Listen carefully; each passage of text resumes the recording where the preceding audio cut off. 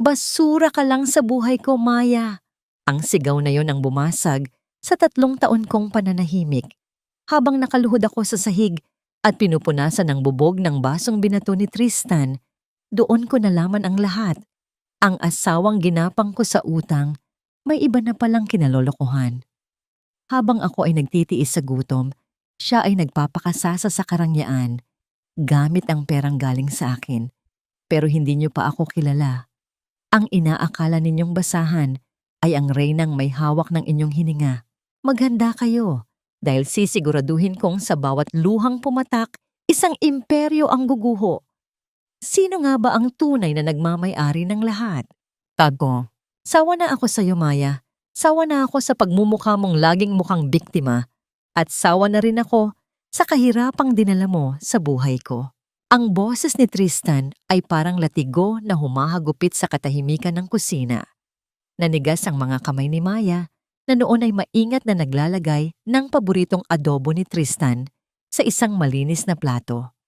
Ang kanyang mga daliri ay may mga pasa at bahagyang sunog dahil sa maghapong pagtatrabaho sa loob ng bahay, lahat ay ginawa niya para lamang mapagsilbihan ang lalaking mahal niya.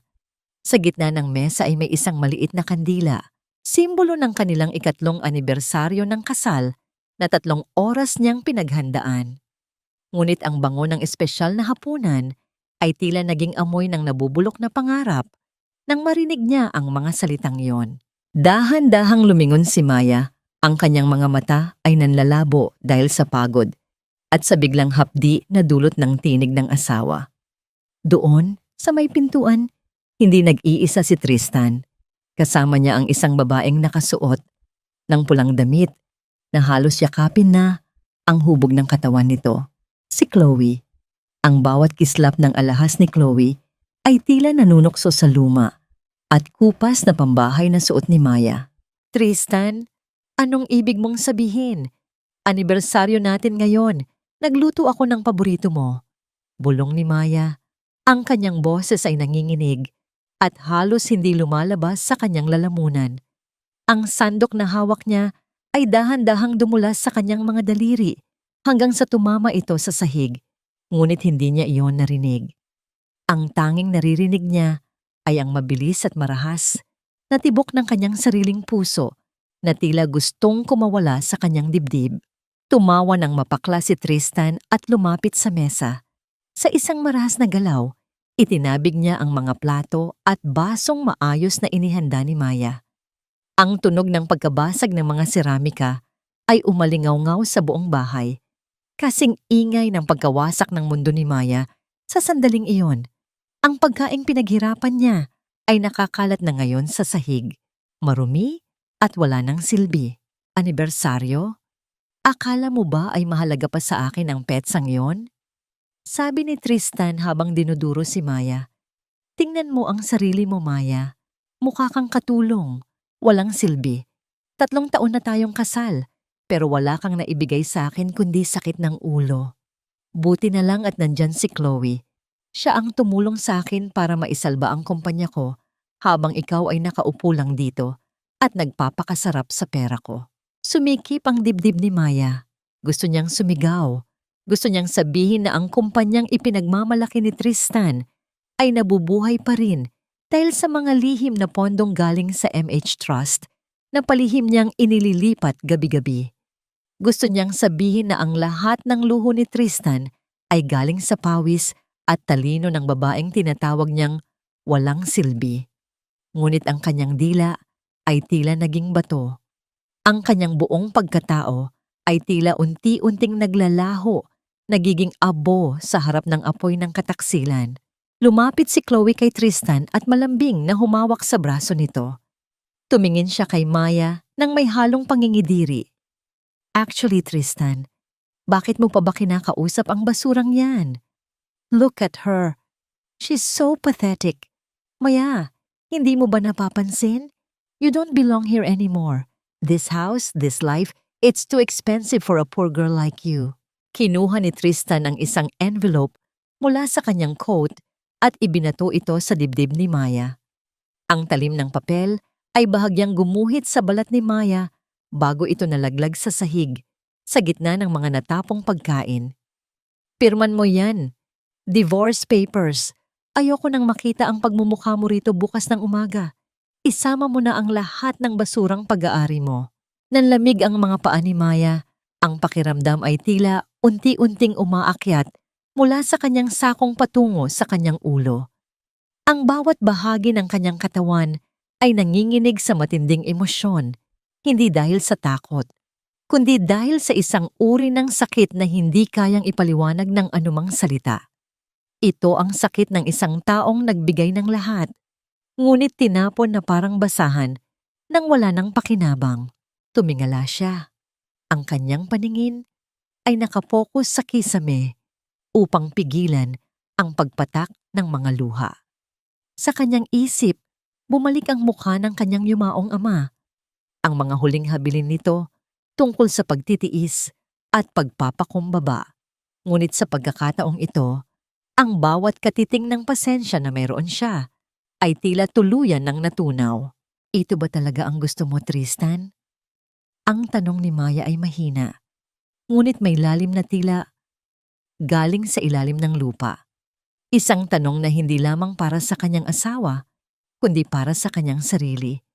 Bakit nga ba niya hinayaang umabot sa ganito? Bakit niya piniling maging anino sa loob ng 3 taon para sa isang lalaking hindi marunong tumanaw ng utang na loob? Hindi sumagot si Tristan. Sa halip, tinalikuran niya si Maya at inakay si Chloe palabas ng kusina. Ang kanilang mga tawanan ay tila mga tinik na naiiwan sa hangin. Naiwan si Maya sa gitna ng pagkawasak, sa gitna ng mga basag na pinggan, natapong pagkain, at isang pusong hindi na kailanman magiging buo sa paraang dati. Tumayo siyang mag-isa, ang tanging kasama ay ang malamig na simoy ng gabi at ang nakabibinging katahimikan ng kanyang sariling pighati.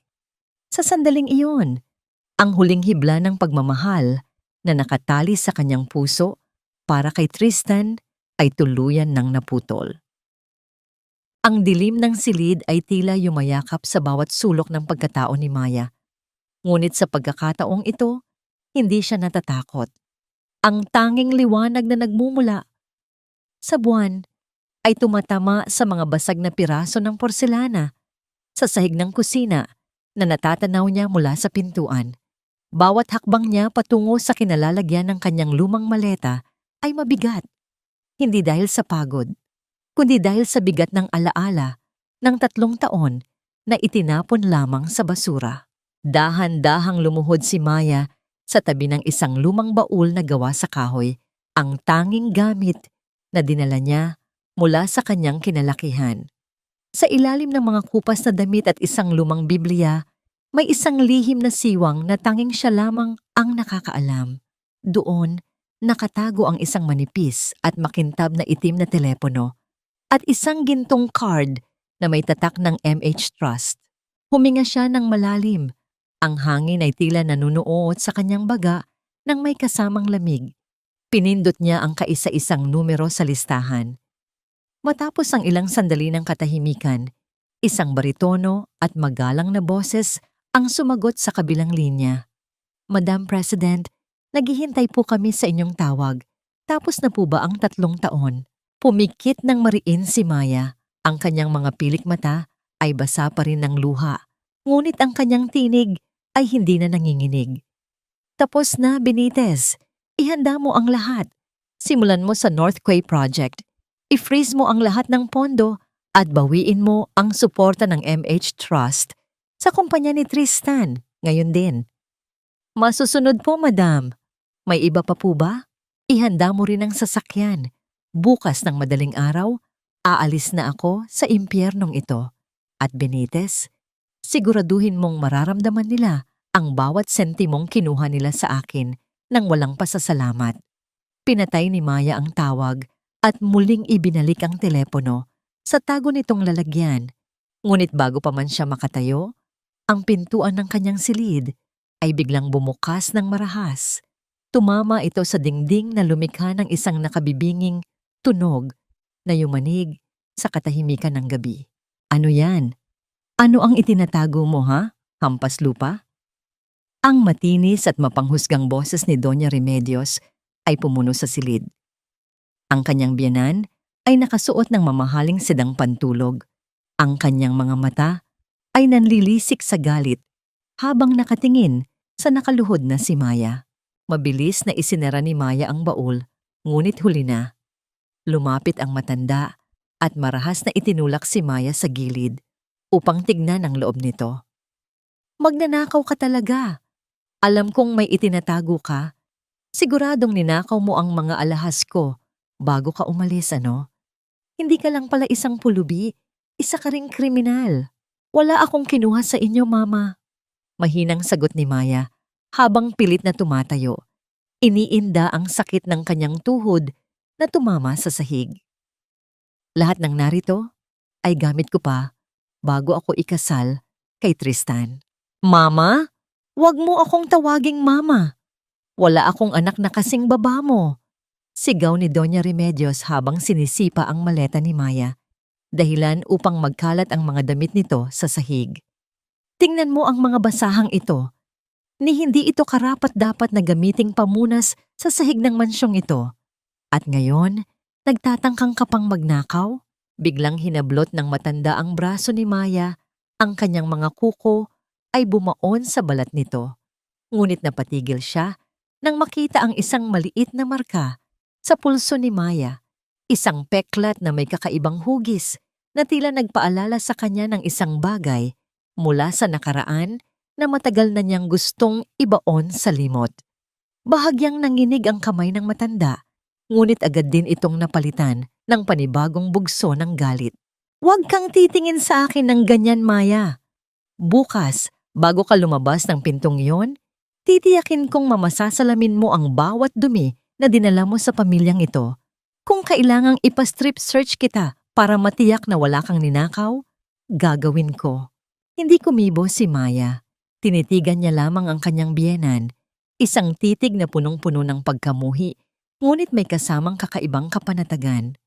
Alam niya na ang bawat salitang lumalabas sa bibig ng matanda ay magiging mitya ng sarili nitong kapahamakan. Bakit ka nakatingin? Sumagot ka.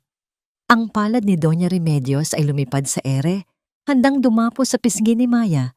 Ngunit bago pa man ito tumama, ay napatigil ang matanda nang makarinig ng isang malakas na katok sa labas ng bahay, isang katok na tila nagbabadya ng isang balitang hindi nila inaasahan. Lumuhod ka, Maya. Bago ka lumisan sa pamamahay na ito, kailangang malinis mo muna ang bawat dumi na iniwan mo. Ang boses ni Doña Remedios ay parang laso na dahan-dahang kumakalat sa malamig na sahig ng sala. Sa harap niya ay isang planggana ng malabong tubig at ang matanda ay prenteng nakaupo sa kanyang mamahaling silya. Ang kanyang mga paa ay nakahanda para sa isang huling gawaing magpapababa sa dangal ni Maya. Ano po ang ibig ninyong sabihin, Mama? Bulong ni Maya. Ang kanyang mga mata ay nakapako sa tubig na tila naging salamin ng kanyang sariling paghihirap. Utang na loob, Maya. Iyan ang wala ka. Singal ng matanda habang hinihimas ang kanyang mga hiya sa daliri. Nakalimutan mo na ba? Noong mamatay ang ama mo at wala kang matakbuhan, sino ang tumanggap sa iyo? Sino ang nagpakain sa iyo habang ang kumpanya ng tatay mo ay naglalaho na parang bula? Si Tristan ang nagligtas sa iyo mula sa kalsada. Ngayong palalayasin ka na. Linisin mo ang mga paa ko bilang tanda ng pasasalamat sa 3 taon na ginawa ka naming tao. Sa sulok ng silid, nakatayo si Tristan habang nakasandal sa pader. Umiinom ng alak at nakatingin kay Maya nang may halong pandidiri. Walang bakas ng awa sa kanyang mga mata. Gawin mo na, Maya. Huwag mo nang pahabain pa ang usapan. Tama si Mama. Masyado ka naming pinagbigyan sa loob ng 3 taon, kahit wala ka namang silbi sa bahay na ito, kundi ang maging pabigat. Napapikit si Maya. Sa kanyang pandinig, tila bumalik ang tunog ng umiiyak na biolin noong libing ng kanyang ama. Naalala niya ang pangako ni Tristan sa harap ng kabaong. Hinding-hindi kita pababayaan, Maya. Ako ang magiging sandigan mo. Ang matatamis na salitang iyon ay naging mapapait na lason ngayon. Hindi niya alam noon, na ang pagpapakasal niya kay Tristan ay bahagi ng isang planong makuha ang anumang natitira sa yaman ng kanyang ama. Sa loob ng 3 taon, tiniis niya ang lahat dahil sa maling paniniwala na may utang na loob siya sa lalaking ito. Dahan-dahang lumuhod si Maya. Ang lamig ng sahig ay tumatagos sa kanyang mga tuhod, ngunit mas malamig ang pakiramdam sa kanyang puso. Inabot niya ang planggana at sinimulang basain ang kanyang mga kamay. Ang bawat haplos niya sa paa ng kanyang biyenan ay tila pagpunit sa kanyang sariling kaluluwa. Ayan, dahan-dahan lang, baka masugatan ang balat ko sa gaspang ng mga kamay mo. Pangungutya ni Doña Remedios habang tumatawa ng mahina. Ganyan nga, matuto kang yumuko sa mga taong nagbigay sa iyo ng bubong na masisilungan. Habang ginagawa ito, naramdaman ni Maya ang isang maliit na matigas na bagay sa ilalim ng kanyang daliri sa loob ng tubig. Isang maliit na bato na marahil ay sumama sa tubig mula sa gripo sa labas. Palihim niyang kinuha ang maliit na batong iyon at mahigpit na ikinulong sa kanyang palad. Ang bawat tulis ng bato na bumaon sa kanyang balat ay naging paalala ng bawat pangungutya, bawat sampal, at bawat gabing ginugol niya sa pag-iyak. Ito ang magiging simbolo ng kanyang huling pagpapakumbaba bago ang kanyang muling pagbangon. Tapos na po, sabi ni Maya habang tumatayo. Ang kanyang likod ay tuwid na tuwid at ang kanyang tinig ay malamig pa sa yelo. Wala nang luha sa kanyang mga mata. Ang apoy ng katarungan ay nagsisimula nang magliyab sa kanyang kalooban. Mabuti naman. Ngayon, lumayas ka na bago ko pa maisipang ipahubad sa iyo ang suot mong damit dahil baka pati iyan ay pag-aari pa namin. Sabi ni Doña Remedios habang iwinawagayway ang kanyang kamay na tila nagtataboy ng isang langaw. Lalakad na sana si Maya patungo sa pinto, bit-bit ang kanyang lumang maleta, nang biglang ang malakas na tunog ng pagkatok sa pintuan ay muling narinig. Ang tunog ay sunod-sunod at may awtoridad na tila hindi basta-bastang tao ang nasa labas. Nagkatinginan si Tristan at ang kanyang ina. Sino yan sa ganitong oras? Inis na tanong ni Tristan habang binubuksan ang pinto. Sa labas ay nakatayo ang isang lalaking naka-Amerikana. May hawak na mamahaling leather briefcase at may seryosong ekspresyon sa mukha. Sa likod niya ay makikita ang 2 itim na sasakyang lulan, ang mga taong tila mga security personnel. Magandang gabi. Ako si Attorney Leandro de la Costa mula sa MH Trust. Sabi ng lalaki, ang kanyang boses ay umalingaw-ngaw sa buong mansyon. Naghahanap ako para sa kinatawan ng kumpanyang ito, ngunit mas mahalaga, narito ako para sunduin ang aming chairman at president ng MH Trust. Natawa ng malakas si Doña Remedios. MH Trust, nagkakamali yata kayo ng bahay. Kami ang may-ari ng kumpanyang kausap ninyo, pero wala rito ang hinahanap ninyo. Ang kaisa-isang babaeng narito ay ang katulong naming palalayasin na. Tumingin ang abogado ng diretso sa mata ni Doña Remedios bago dahan-dahang ibinaling ang kanyang tingin kay Maya na nakatayo sa dilim ng pasilyo. Humakbang siya papasok at bahagyang yumuko sa harap ni Maya. Mamaya, handa na po ang lahat.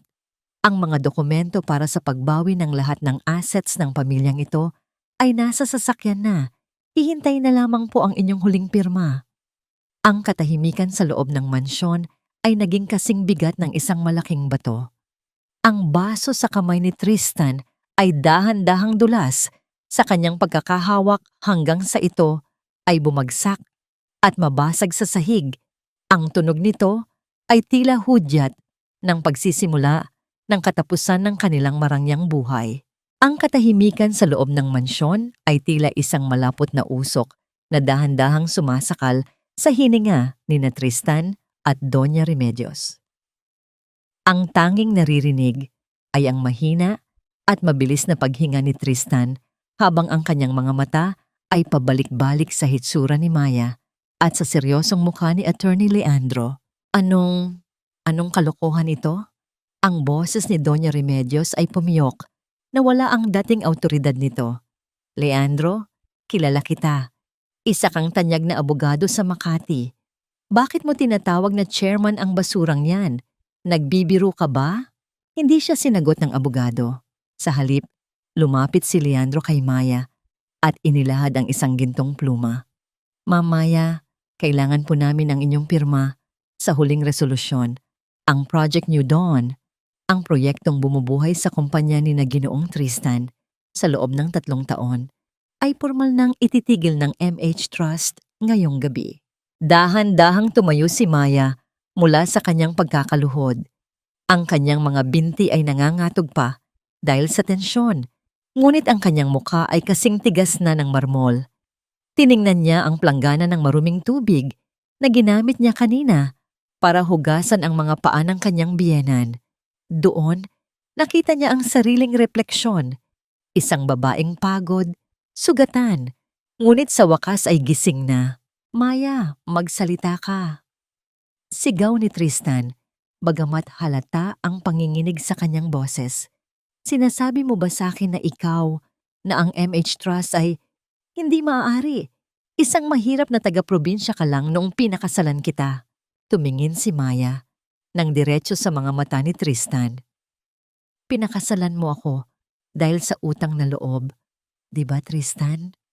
O baka naman pinakasalan mo ako dahil alam ng pamilya niyo na ang tatay ko ang may-ari ng lupang kinatatayuan ng factory niyo ngayon.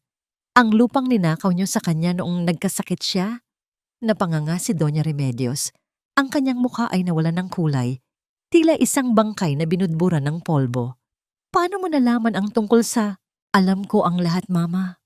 Putol ni Maya sa malamig na paraan. 3 taon akong nanahimik. 3 taon akong nagtiis. Sa bawat sampal, sa bawat mura, at sa bawat pagtrato ninyo sa akin na parang hayop. Ginawa ko yon dahil gusto kong makita kung may natitira pa kayong kabutihan. Gusto kong subukan kung ang lalaking minahal ko ay mas mahalaga ang puso kaysa sa pera. Kinuha ni Maya ang pluma mula kay Leandro. Sa isang mabilis at matatag na galaw, nilagdaan niya ang dokumento sa ibabaw ng mesa, sa tabi mismo ng natapong adobo na niluto niya kanina. Ang bawat linyang iginuhit ng pluma ay tila isang huling hatol sa pamilyang mapang-api. Mula sa sandaling ito, ang lahat ng pondo na dumadaloy mula sa MH Trust patungo sa inyong kumpanya ay putol na. Pahayag ni Leandro habang kinukuha ang dokumento. At dahil ang mansyong ito ay nakasanla sa aming sangay na bangko at 3 buwan na kayong hindi nakakapagbayad, mayroon na lamang kayong 48 oras para lisanin ang lugar na ito. Ano? Hindi maari. Halos himatayin si Doña Remedios habang napapahawak sa kanyang dibdib. Tristan, gawin mo ang paraan. Sabihin mo sa kanya na nagbibiro lang tayo. Maya, anak, alam mo namang mahal ka namin. Di ba? Nagbibiruan lang tayo kanina. Isang mapait na ngiti ang sumilay sa mga labi ni Maya. Ang biruan niyo, Mama, ay natapos na noong ipinahiya niyo ako sa harap ng lahat. Tristan, pirmahan mo na ang divorce papers. Ayoko nang makuha kahit isang hibla ng buhok mo. Binitbit ni Maya ang kanyang lumang maleta. Ang maletang kanina lang ay sinisipa ni Doña Remedios. Habang naglalakad siya patungo sa pinto, naramdaman niya ang kakaibang gaan sa kanyang balikat. Ang bawat hakbang niya palayo ay tila pagbuo muli sa kanyang nadurog na pagkatao. Ngunit bago siya tuluyang lumabas, huminto siya at lumingon kay Tristan na ngayoy nakatulala sa kawalan. Salamat sa huling hapunan, Tristan. Iyan na ang pinakamahal na hapunang kinain mo sa buong buhay mo. Dahil ang kapalit niyan ay ang lahat ng mayroon ka. Paglabas ni Maya sa pinto, sinalubong siya ng malamig na hangin ng madaling araw. Ngunit sa pagkakataong ito, hindi siya nanginginig sa ginaw. Sa kanyang palad, mahigpit pa rin niyang hawak ang maliit na batong kinuha niya mula sa planggana. Isang paalala na mula sa putikan, may isang reynang muling babangon. Eksaktong pagsara ng pinto ng sasakyan, umalingaw-ngaw ang tunog ng telepono ni Tristan sa loob ng bahay. Ang kanyang Chief Financial Officer ang tumatawag. Dala ang balitang tuluyan nang gumuho ang kanilang stock market sa loob lamang ng 5 minuto. Malaya na ako, pero bakit ang bigat pa rin? Ang tanong na ito ay paulit-ulit na umuukit sa isipan ni Maya habang nakatingin siya sa labas ng bintana ng bumibilis na sasakyan.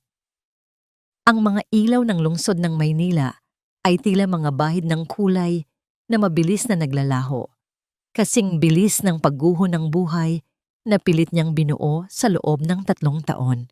Sa kanyang kandungan, ang kanyang mga kamay, na noon ay sanay sa paghawak ng basahan at paghuhugas ng maruruming pinggan, ay nanginginig pa rin.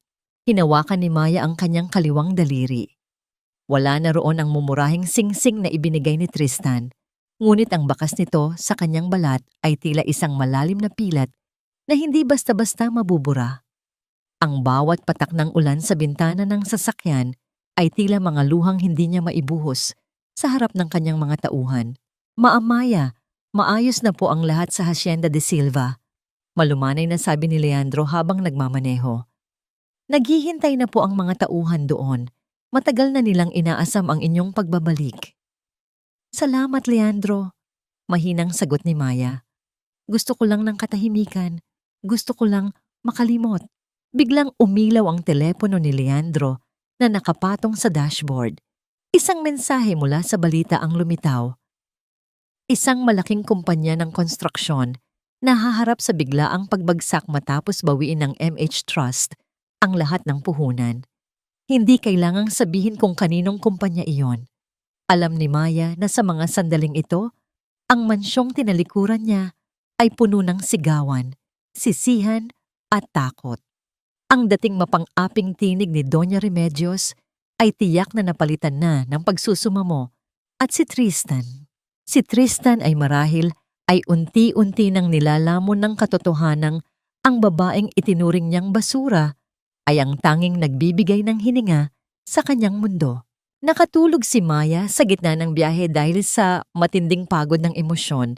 Sa kanyang panaginip, narinig niya ang boses ng kanyang ama. Ang tunay na katarungan, Maya, ay hindi lamang ang pagpaparusa sa nagkasala, kundi ang pagbuo muli sa iyong sarili. Nagising siya nang maramdaman ang paghinto ng sasakyan.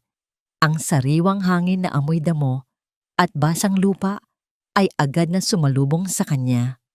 Narito na sila sa Hacienda de Silva, ang malawak na lupain ng kanyang pamilya sa probinsya na tila nakalimutan na ng panahon. Ang malaking gate na gawa sa bakal ay dahan-dahang bumukas, na lumikha ng isang mahabang tunog na tila nagigising sa isang natutulog na higante. Habang binabaybay nila ang daan patungo sa mansyon, napansin ni Maya ang mga puno ng nara na nakahilera. Sa ilalim ng isa sa mga malalaking puno, may isang bulto ng tao na nakatayo. Isang lalaking may hawak na mga blueprint at tila may sinusuri sa istruktura ng lumang bahay. Sa kabila ng dilim, nakita ni Maya ang pagningning ng isang maliit na lampara na bitbit nito. Sino siya, Leandro? Tanong ni Maya habang inaayos ang kanyang sarili. Ah, siya po si Mateo, ma'am. Sagot ni Leandro na may ngiti sa mga labi. Ang arkitekto na kinuha ko para ayusin ang mga nasirang bahagi ng hacienda. Sabi niya, ang bawat lumang gusali ay may kaluluwang kailangang gamutin, hindi lang basta kumpunihin. Kanina pa po siya riyan. Tila mas gusto niyang magtrabaho sa ilalim ng liwanag ng buwan. Bumaba si Maya sa sasakyan. Ang tunog ng kanyang sapatos sa tuyong dahon ay tila isang musika ng pagbabalik. Huminto siya at tumingin sa malayo, kung saan nakatayo ang arkitektong si Mateo. Sa unang pagkakataon, sa loob ng maraming taon, naramdaman ni Maya ang isang kakaibang pintig sa kanyang dibdib. Hindi pintig ng takot o galit, kundi isang pintig ng kuryosidad. Tumingin si Mateo sa kanyang direksyon. Sa ilalim ng malamlam na liwanag, nagtama ang kanilang mga mata. Isang simpleng tango ang ibinigay ng lalaki, ngunit ang init ng tingin nito ay tila tumagos sa makapal na pader na itinayo ni Maya sa paligid ng kanyang puso. Welcome home, Ma'am Maya, sabi ni Mateo. Ang boses nito ay mababa, kalmado, at may himig ng katapatan na matagal nang hindi naririnig ni Maya mula sa isang lalaki. Huwag po kayong mag-alala. Ang mga bitak sa bahay na ito, kaya nating ayusin, kasama ang mga bitak na hindi nakikita. Napatigil si Maya. Paano nalaman ng estrangherong ito ang kanyang nararamdaman? Sa kanyang bulsa, hinawakan niya ang maliit na batong kinuha niya sa mansyon ni Tristan. Ngunit sa pagkakataong ito, parang gusto na niyang bitawan ang batong iyon at sa halip ay humawak sa isang bagong pag-asa. Ngunit bago pa man siya makasagot, isang mabilis na sasakyan ang humaharurot na pumasok sa gate ng hasyenda. Ang mga gulong nito ay naglikha ng malakas na tunog sa graba. Isang pamilyar na sasakyan na alam ni Maya na hindi dapat naroroon. Ang alikabok na nilikha ng mabilis na paghinto ng sasakyan ay tila isang maduming ulap na lumamon sa katahimikan ng Hacienda de Silva. Ang liwanag ng headlights ay tumama ng diretso sa mga mata ni Maya, dahilan upang itaas niya ang kanyang kamay bilang panangga. Nang mamatay ang makina, ang tanging natirang tunog ay ang mabilis na pagtibok ng makina ng sasakyan na tila humihingal sa pagod at ang tunog ng pintuan na marahas na binuksan. Maya!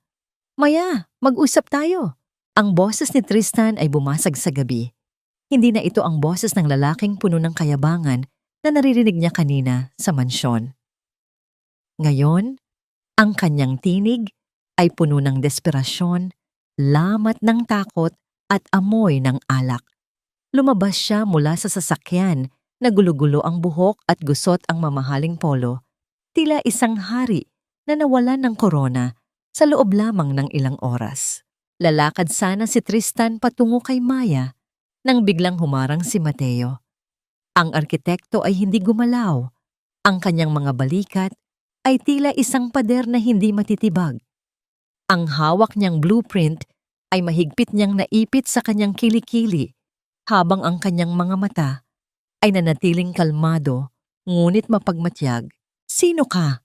Alis diyan, asawa ko ang kinakausap ko. Sigaw ni Tristan habang sinusubukang itulak si Mateo. Ngunit si Mateo ay tila isang punong nara na malalim ang ugat. Hindi siya natinag kahit isang pulgada. Sir, pribadong ari-arian po ito. At sa tingin ko po, hindi kayo welcome rito sa ganitong oras. Ang boses ni Mateo ay mababa. Walang halong galit, ngunit puno ng awtoridad na tila mas masakit pa sa isang sampal para kay Tristan. Hayaan mo siya, Mateo. Sa wakas ay nagsalita si Maya. Humakbang siya palabas mula sa anino ni Mateo. Ang kanyang muka ay maliwanag sa ilalim ng buwan. Wala nang bahid ng takot sa kanyang mga mata, tanging isang malalim at malamig na pagkadiri. Ano pang kailangan mo, Tristan? Hindi ba't malinaw na ang lahat? Pinirmahan ko na ang kailangan mong pirmahan. Nakuha mo na ang kalayaang hinihingi mo. Maya, please, huwag naman ganito. Halos lumuhod si Tristan sa graba. Nagkamali ako, okay. Nagpadala lang ako sa galit, si Mama.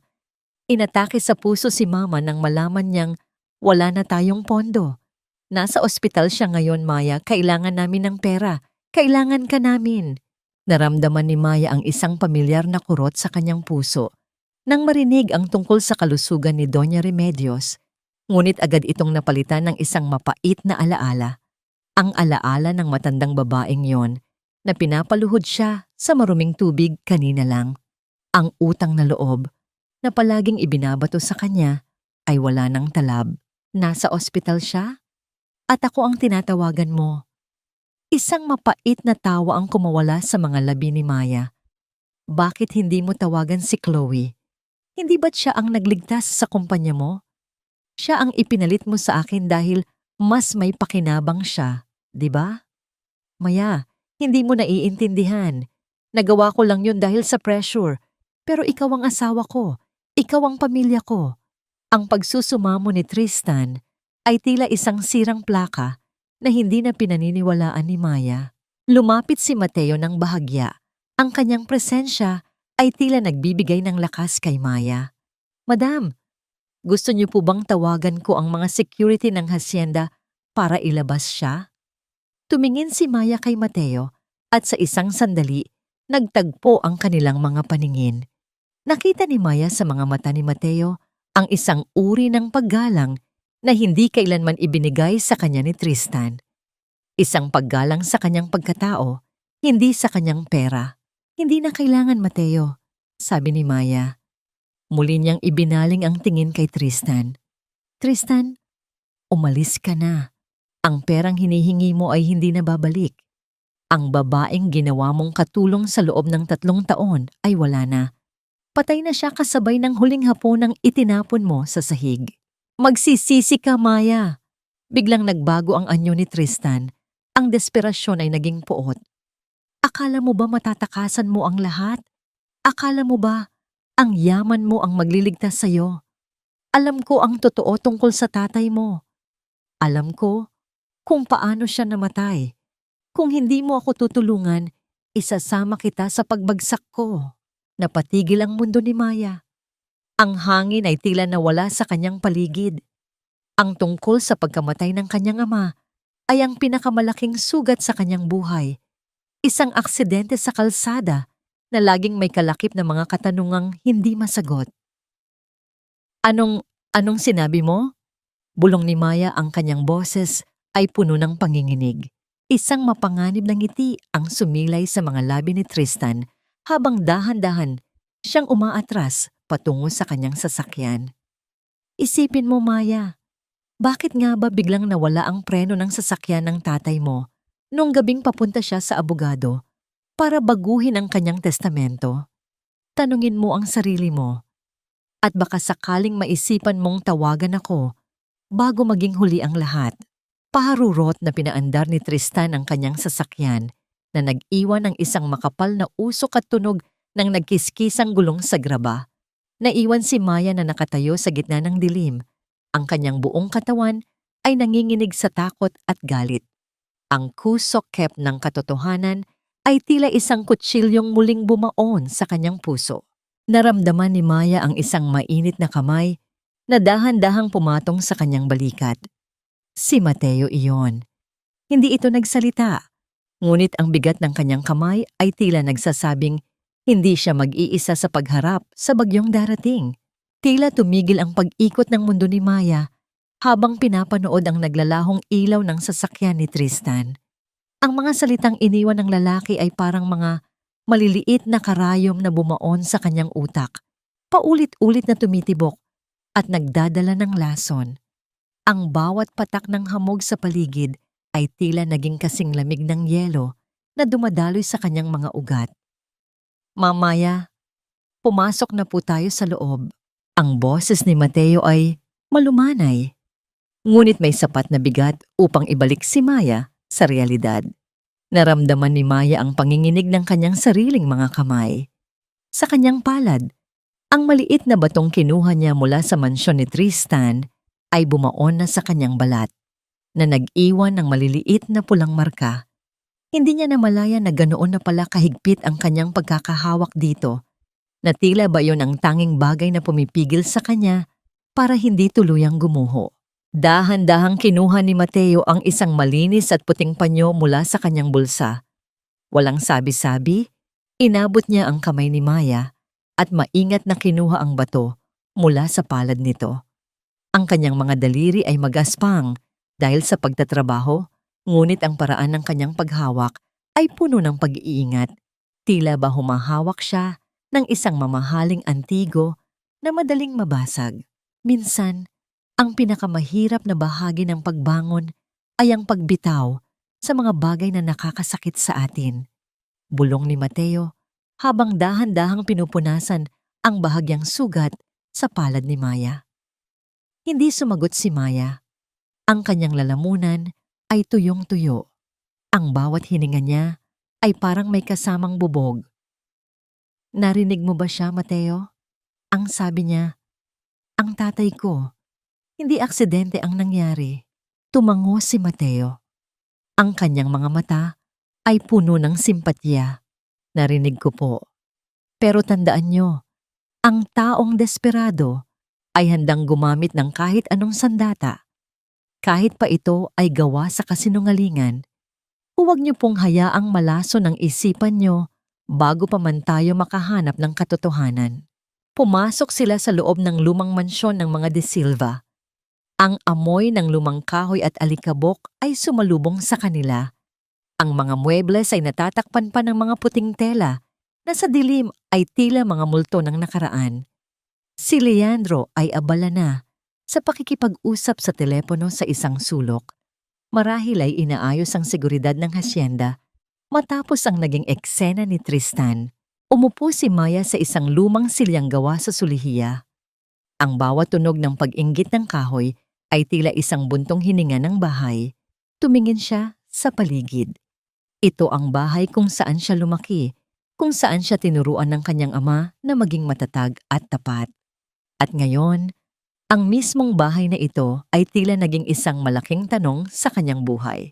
Leandro, tawag ni Maya sa kanyang abogado, nakakatapos lang sa tawag. Gusto kong buksan muli ang file tungkol sa aksidente ni Papa. Lahat ng report ng pulis, lahat ng detalye tungkol sa sasakyan noong gabing iyon. Gusto kong makita. Nag-aalalang lumapit si Leandro. Ma'am, matagal na po nating isinara ang kasong yon. Ayon sa investigasyon, mechanical failure ang dahilan. Ang preno ay biglang hindi gumana sa kurbada ng kalsada. Iyon ang sabi nila. Sagot ni Maya. Ang kanyang tinig ay unti-unting bumabalik sa dating lakas. Pero si Tristan, may alam siya. Nakita ko sa mga mata niya. Hindi siya nagsisinungaling para lang takutin ako. Mayroon siyang hawak na alayas na hindi natin alam. Tumayo si Mateo mula sa gilid ng bintana, kung saan niya sinusuri ang mga bitak sa dingding. Kung ganoon po, kailangan nating magsimula sa pinakapuno. Kung ang preno ang naging dahilan, sino ang huling humawak sa sasakyan? Sino ang mekanikong nag-ayos nito bago ang biyahe? Napatingin si Maya kay Mateo. Ang talas ng isip ng arkitekto ay muling humanga sa kanya. Hindi lang ito basta taga-ayos ng bahay, tila babihasa rin ito sa pagbuo ng mga piraso ng isang puzzle. Si Manggorio, bulong ni Maya habang inaalala ang lumang mekaniko ng kanilang pamilya. Pero matagal na siyang wala sa serbisyo. Sabi ni Doña Remedios noon, umuwi na raw sa probinsya pagkatapos ng aksidente. Isang mabigat na katahimikan ang muling bumalot sa kanila. Ang tunog ng ulan na nagsisimulang pumatak sa bubungang yari sa tisa ay tila isang babala. Alam ni Maya na sa paghukay niya sa katotohanan, maaaring mas masakit pa ang matuklasan niya kaysa sa lahat ng sampal na natanggap niya sa loob ng 3 taon. Magpahinga na po muna kayo, Ma'am Maya. Muling mungkahi ni Mateo. Mahaba ang laban bukas. Ang hasyenda, ang kumpanya, at ang katotohanan. Lahat iyan ay naghihintay, pero hindi niyo po magagawa iyan kung mahina ang inyong katawan. Tumango si Maya at dahan-dahang tumayo. Habang paakyat siya sa hagdan, lumingon siya kay Mateo na muling bumalik sa pagtingin sa kanyang mga blueprint sa ilalim ng maliit na lampara. May kakaibang kapanatagan siyang naramdaman sa presensya nito. Isang pakiramdam na kahit gumuho muli ang mundo, may isang taong mananatiling nakatayo para tulungan siyang magtayo muli. Ngunit bago pa man makarating si Maya sa kanyang silid, narinig niya ang mahinang tunog ng isang mensahe sa kanyang telepono. Isang hindi kilalang numero ang nagpadala ng isang larawan. Nang buksan niya ang larawan, halos mabitawan niya ang kanyang telepono. Ito ay isang lumang resibo ng pagpapaayos ng sasakyan ng kanyang ama. May petsang isang araw bago ang aksidente. At sa ilalim ng pirma ng mekaniko, may isang pamilyar na sulat kamay na nag-aproba sa bayad. Ang sulat kamay ni Doña Remedios. Ang bawat titik sa screen ng kanyang telepono ay tila naging mga mitya ng apoy na unti-unting tumutupok sa huling bakas ng kabutihang loob na nararamdaman ni Maya para sa pamilya ni Tristan. Walang pusong mamamatay tao. Ang bulong na ito ay hindi lumabas sa kanyang mga labi, kundi umaling-aungaw sa bawat sulok ng kanyang nagngangalit na puso. Nasa loob siya ng lumang opisina ng kanyang ama, sa Hacienda de Silva.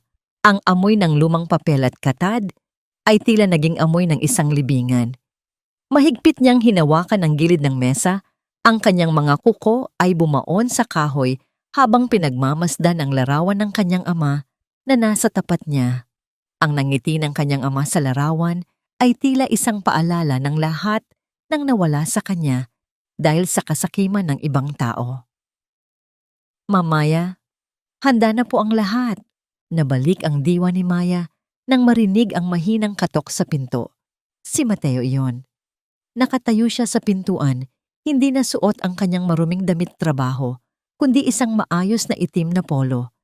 Ngunit hindi ang kanyang suot ang nakatawag ng pansin ni Maya, kundi ang lalim ng pangunawa sa kanyang mga mata. Mateo, tawag ni Maya.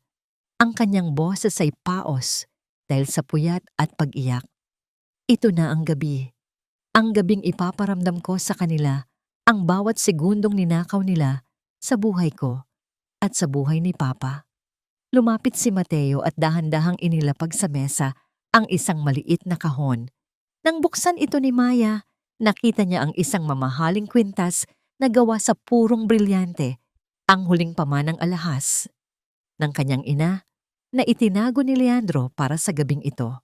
Ang sabi niyo po sa akin, ang bawat gusali ay kailangang may matibay na pundasyon para hindi gumuho. Malumanay na sabi ni Mateo habang tinutulungan si Maya na isuot ang kwintas. Ang lamig ng mga brilyante sa balat ni Maya ay tila naging balutin niya. Ngayong gabi, kayo ang pundasyon ng katarungan. Huwag niyo pong hayaang makita nila ang inyong mga luha. Ipakita niyo sa kanila ang reynang matagal nilang sinubukang ibaon sa putik. Sa kabilang dako ng lungsod, ang Grand Gala ay punong-puno na ng mga tao. Ang bawat kislap ng mga chandelier at ang tunog ng mga baso ng champagne na nagtatamaan ay tila isang marangyang takip sa bulok na katotohanan.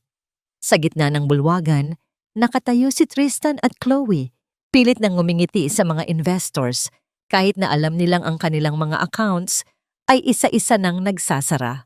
I'm telling you, it's just a temporary glitch, rinig na sabi ni Tristan sa isang grupo ng mga negosyante habang pilit na inaayos ang kanyang kurbata. Ang MH Trust ay katuwang pa rin namin. Nagkaroon lang ng kaunting misunderstanding sa paperwork. Oh, definitely! Dagdag ni Chloe habang humahawak sa braso ni Tristan. Ang kanyang boses ay puno ng kaplastikan. And soon, we will announce a new partnership. You know, some people are just too small-minded to handle big business, like that ex-wife of Tristan. Good thing she's gone. Tumawa ang mga tao sa paligid nila. Isang tawang puno ng pangungutya para sa isang babaeng akala nila ay luhaan at nagtatago sa isang sulok. Si Doña Remedios naman ay nakaupo sa isang silya, may hawak na pamaypay at pilit na itinatago ang kanyang pangangatog. Bawat tunog ng pagbukas ng pinto ng bulwagan ay nagpapabilis sa tibok ng kanyang puso. Tristan, nasaan na ba yung bagong investor na sinasabi mo? Bulong ng matanda nang lumapit ang anak. Kailangan nating ipakita na tayo pa rin ang may hawak ng alas. Kung hindi, katapusan na natin. Huminahon ka, Ma. I'm sure someone will bite the bait tonight. Sagot ni Tristan, bagamat ang pawis sa kanyang noo ay hindi na maitago ng aircon ng hotel. Biglang huminto ang musika. Ang mahinang usapan ng mga tao ay napalitan ng isang kakaibang katahimikan nang ang malaking pinto ng ballroom ay dahan-dahang bumukas. Walang anunsyo, walang trompeta, ngunit ang presensya ng taong pumasok ay tila isang malakas na hangin na tumama sa lahat. Isang babaeng nakasuot ng isang mahabang itim na luwan na gown na tila hinabing gabi ang pumasok. Ang kanyang bawat hakbang ay may awtoridad. Ang tunog ng kanyang takong sa marmol na sahig ay tila isang martilyo na nagpapatibay sa kanyang hatol. Ang kanyang leeg ay pinalalamutian ng mga brilyanteng kasing liwanag ng mga bituin. Ngunit ang mas nakakasilaw ay ang apoy sa kanyang mga mata. Nalaglag ang baso ni Chloe sa sahig. Ang tunog ng pagkabasag nito ay umalingaw-ngaw sa buong silid. Napako ang tingin ni Tristan. Hindi niya makilala ang babaeng nasa harap niya. Ito ba ang babaeng pinunasan niya ng sapatos kanina? Ito ba ang babaeng tinawag niyang basura? Good evening, everyone. Ang boses ni Maya ay umaling-awngaw sa sound system ng ballroom. Kalmado ngunit may kapangyarihang nakakapanginig ng tuhod. I believe some of you are looking for the owner of MH Trust. Huminto si Maya sa harap mismo ni na Tristan at Doña Remedios. Ang ngiti sa kanyang mga labi ay hindi abot sa kanyang mga mata. Mga matang tila nagsasabing, ang gabi ng paghuhukom ay narito na. Maya, ang nauutal na tawag ni Tristan. Anong ginagawa mo rito? Anong suot mo? Tumingin si Maya sa kanyang dating asawa. Isang tingin na puno ng matinding pagkadiri. I'm just here to collect my debts. Tristan, at tila marami kayong kailangang bayaran sa akin ngayong gabi. Wala kang lugar dito, Maya. Isa kang hamak na katulong na nagnakaw ng gown para lang magmukhang tao. Ang sigaw ni Tristan ay bumasag sa katahimikan ng ballroom, kasing talim ng isang basag na kristal. Ang kanyang mga mata ay nanlilisik. Pilit na itinatago ang takot sa likod ng galit habang ang mga bisita ay nagsimulang magbulungan. Sa bawat bulong ng mga tao, tila isang piraso ng dangal ni Tristan ang natitibag. Si Maya ay nanatiling nakatayo ng tuwid. Ang kanyang mukha ay parang isang obra maestrang gawa sa porselana. Malamig, makinis at hindi natitinag. Tiningnan niya ang kanyang dating asawa, ang lalaking 3 taon niyang pinagsilbihan ng may pagmamahal. Ngunit ang tanging nakikita niya ngayon ay isang estrangherong puno ng puot at kahambugan. Ang gown na ito, Tristan, ay binili ko gamit ang sarili kong pera. Perang hindi niyo kailanman matitikman muli. Ang boses ni Maya ay kalmado. Tila isang banayad na agos ng tubig na dahan-dahang tumatagos sa bawat sulok ng silid. Lumapit si Chloe. Ang kanyang mukha ay pulang-pula sa galit at hiya. You're delusional! Security! Ilabas niyo ang babaeng ito. She's a trespasser. Ngunit walang security na lumapit. Sa halip, pumasok si Attorney Leandro de la Costa. Kasunod ang isang grupo ng mga lalaking nakauniporme na may tatak ng bangko at ng MH Trust. Ang bawat hakbang nila sa makintab na sahig ay nagbibigay ng bigat sa atmosfera ng gabi. I am sorry to interrupt your celebration, everyone. Anunsyo ni Leandro habang inilalabas ang isang makapal na folder. Ngunit narito kami upang isagawa ang legal na utos ng korte. Ang kumpanyang Tristan Builders at ang lahat ng assets nito, kasama ang mansyong tinitirhan ni na Doña Remedios, ay formal nang kinukumpiska ng MH Trust dahil sa hindi pagbabayad ng utang at sa mga napatunayang pandaraya sa dokumento. Isang malakas na ingay ng pagkagulat ang umalingaw sa ballroom. Si Doña Remedios ay napahawak sa kanyang lalamunan. Ang kanyang mukha ay nawalan ng kulay habang dahan-dahang napapaupo sa silya. Ang pamaipay na hawak niya ay nalaglag sa sahig. Isang tunog ng pagbagsak na tila hudyat ng pagtatapos ng kanilang marangyang buhay. Hindi maaari. Hindi ito totoo. Sigaw ni Tristan habang sinusubukang agawin ang mga papel kay Leandro. Maya, itigil mo ito. Isang pagkakamali ang lahat ng ito. Mahal mo ako, di ba? Ginagawa mo lang ito dahil nagselos ka. Humakbang si Maya palapit kay Tristan. Ang amoy ng mamahaling pabango ni Tristan ay tila naging amoy ng lason sa ilong ni Maya. Ang pag-ibig, Tristan, ay isang regalong ibinibigay sa mga taong marunong magpahalaga. 3 taon kitang binigyan ng pagkakataon, pero mas pinili mong itapon ang lahat para sa isang huwad na ningning. Tumingin si Maya kay Chloe na ngayoy nanginginig na rin sa takot. And you, Chloe, ang brilyanteng suot mo? Pag-aari iyan ng MH Trust. Hiniram lang iyan ng pamilyang ito para sa gabing ito. At ngayon, kailangan ko nang bawiin ang lahat ng sa akin. Dahan-dahang itinapat ni Maya ang kanyang kamay sa tapat ng mukha ni Chloe. Ang kilos na ito ay hindi isang banta, kundi isang tahimik na pag-utos. Sa harap ng lahat ng mga makapangyarihang tao sa lipunan, Napilitan si Chloe na tanggalin ang kwintas at ilagay ito sa palad ni Maya. Ang bawat segundong lumilipas ay tila isang parusa para kay Tristan. Ang kanyang mundo, ang kanyang pangalan, at ang kanyang kapangyarihan ay naglalaho sa harap mismo ng kanyang mga mata. Naramdaman ni Maya ang isang matinding pag-vibrate sa loob ng kanyang puso. Hindi ito kaba, kundi ang huling pagluluksa para sa babaeng naging tanga sa loob ng 3 taon. Ang babaeng iyon ay wala na. May isa pa, sabi ni Maya habang ko kinukuha ang isang maliit na sobre mula sa kanyang bag. Inabot niya ito kay Doña Remedios. Isang regalo para sa iyo, Mama. Isang paalala na ang bawat preno na pinuputol ay may katumbas na pananagutan. Huwag kang mag-alala, magkikita pa tayo. Sa korte. Ang mukha ni Doña Remedios ay naging kasing puti ng papel nang makita ang sulat sa loob ng sobre. Ang kanyang mga labi ay nanginginig, ngunit walang salitang lumalabas. Tinalikuran ni Maya ang lahat. Habang naglalakad siya palabas ng ballroom, ang mga tao ay kusang tumatabi para bigyan siya ng daan. Ang bawat hakbang niya ay puno ng dignidad. Ang kanyang ulo ay mataas, na tila isang tunay na reyna na nagwagi sa digmaan. Sa labas ng hotel, naghihintay si Mateo. Nakatayo siya sa tabi ng sasakyan, ang kanyang mga mata ay puno ng paghanga at pag-aalala. Nang makita niya si Maya, isang malungkot ngunit tapat na nangiti ang sumilay sa kanyang mga labi. Tapos na po ba? Tanong ni Mateo habang binubuksan ang pinto ng sasakyan. Nagsisimula pa lang, Mateo. Sagot ni Maya habang sumasakay.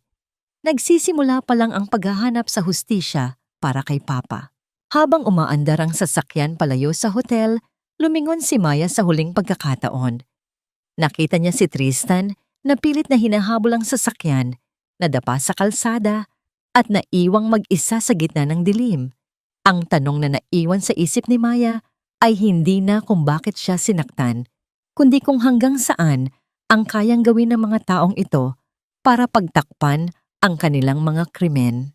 Akala ko, kapag nakuha ko na ang katarungan, mawawala na ang bigat sa dibdib ko. Pero bakit tila mas sumisikip ang bawat paghinga ko? Ang bulong na ito ni Maya ay tinangay ng malamig na hangin sa loob ng sasakyan habang pabalik sila sa Hacienda de Silva. Ang liwanag ng buwan ay sumisilip sa mga dahon ng puno ng nara na naglilikha ng mga aninong tila sumasayaw sa kanyang kandungan. Ang mga brilyante sa kanyang leeg ay hinubad na niya at itinabi. Ngunit ang pakiramdam ng pagkakalunod sa sariling emosyon ay nananatili pa rin. Naramdaman ni Maya ang dahan-dahang paghinto ng sasakyan. Hindi pa sila nakakarating sa mismong mansyon, kundi tumigil sila sa isang bahagi ng hacienda kung saan matatanaw ang malawak na palayan na tila isang dagat ng ginto sa ilalim ng gabi. Minsan, kailangan nating huminto para lang marinig ang sarili nating hininga. Malumanay na sabi ni Mateo habang binubuksan ang pinto ng sasakyan para kay Maya. Bumaba si Maya, ang kanyang gown ay sumasayad sa tuyong damo. Ang bawat hakbang niya ay tila pagbabalik sa pagkabata. Isang panahong, ang tanging problema niya ay kung paano aabutin ang mga bunga ng mangga. Lumingon siya kay Mateo na ngayoy nakatayo sa kanyang tabi, tahimik na nagmamasid sa abot-tanaw. Salamat, Mateo. Salamat sa hindi pag-iwan sa akin sa gitna ng gulo kanina, sabi ni Maya.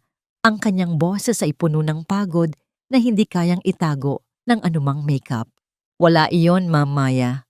Ang pagpapatayo ng isang gusali ay hindi lamang tungkol sa semento at bakal. Kailangan din ng isang matibay na pundasyon na handang humawak kapag may lindol. Tugon ni Mateo habang tumitingin ng diretso sa mga mata ni Maya.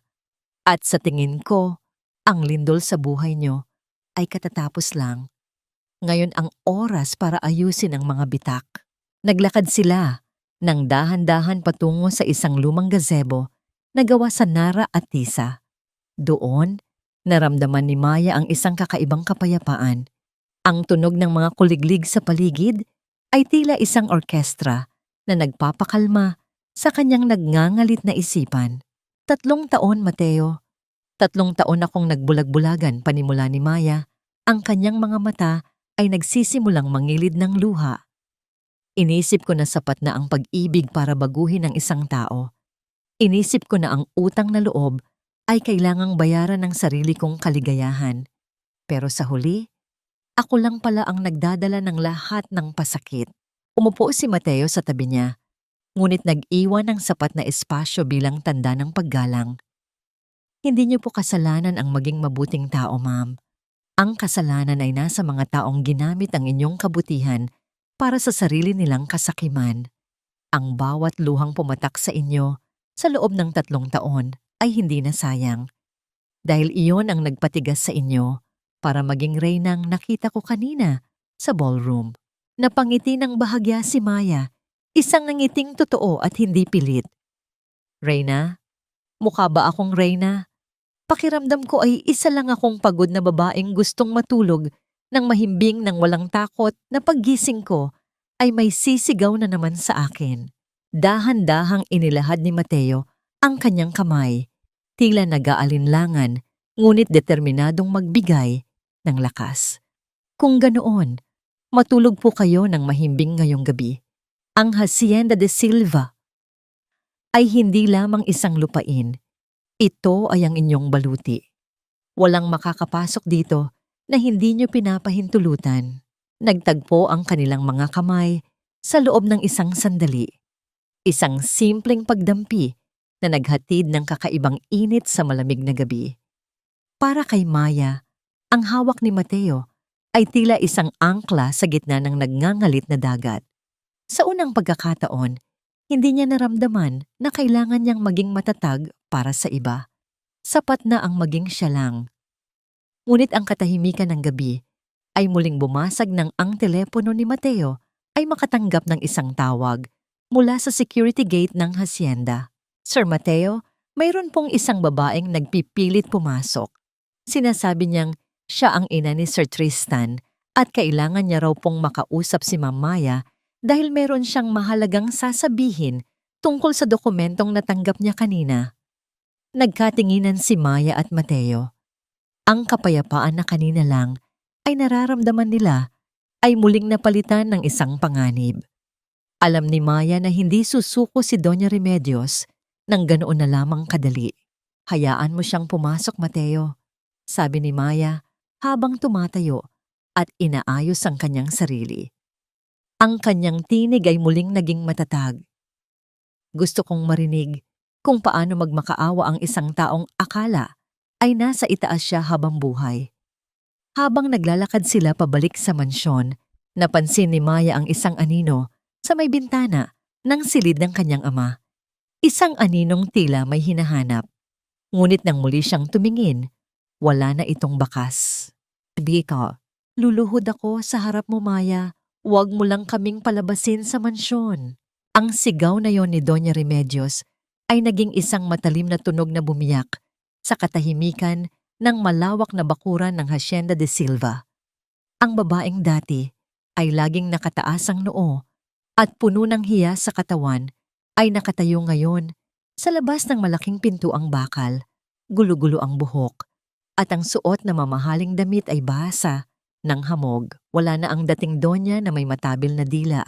Ang kaharap ni Maya ngayon ay isang anino ng nakaraan na pilit na kumakapit sa isang lumulubog na barko. Nakatayo si Maya sa veranda ng mansyon.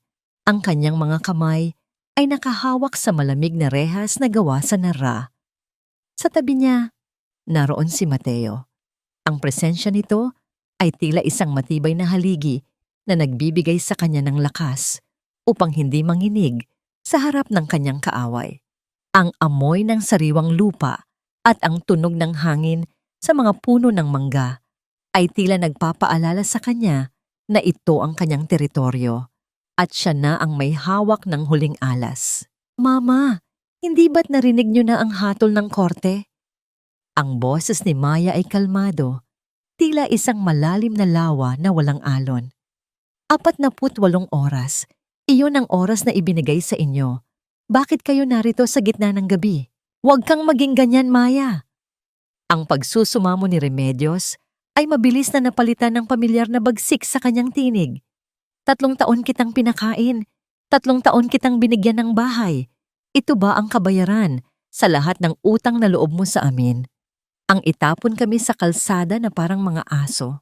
Sumikip ang dibdib ni Maya, ngunit hindi dahil sa awa. Ang bawat salita ng matanda ay parang isang kutsilyong humihiwa sa kanyang mga sugat na hindi pa lubos na naghihilom. Ang tinawag ninyong bahay ay isang bilangguan, Mama, at ang pagkain na ibinigay nyo ay palaging may kasamang panlalait.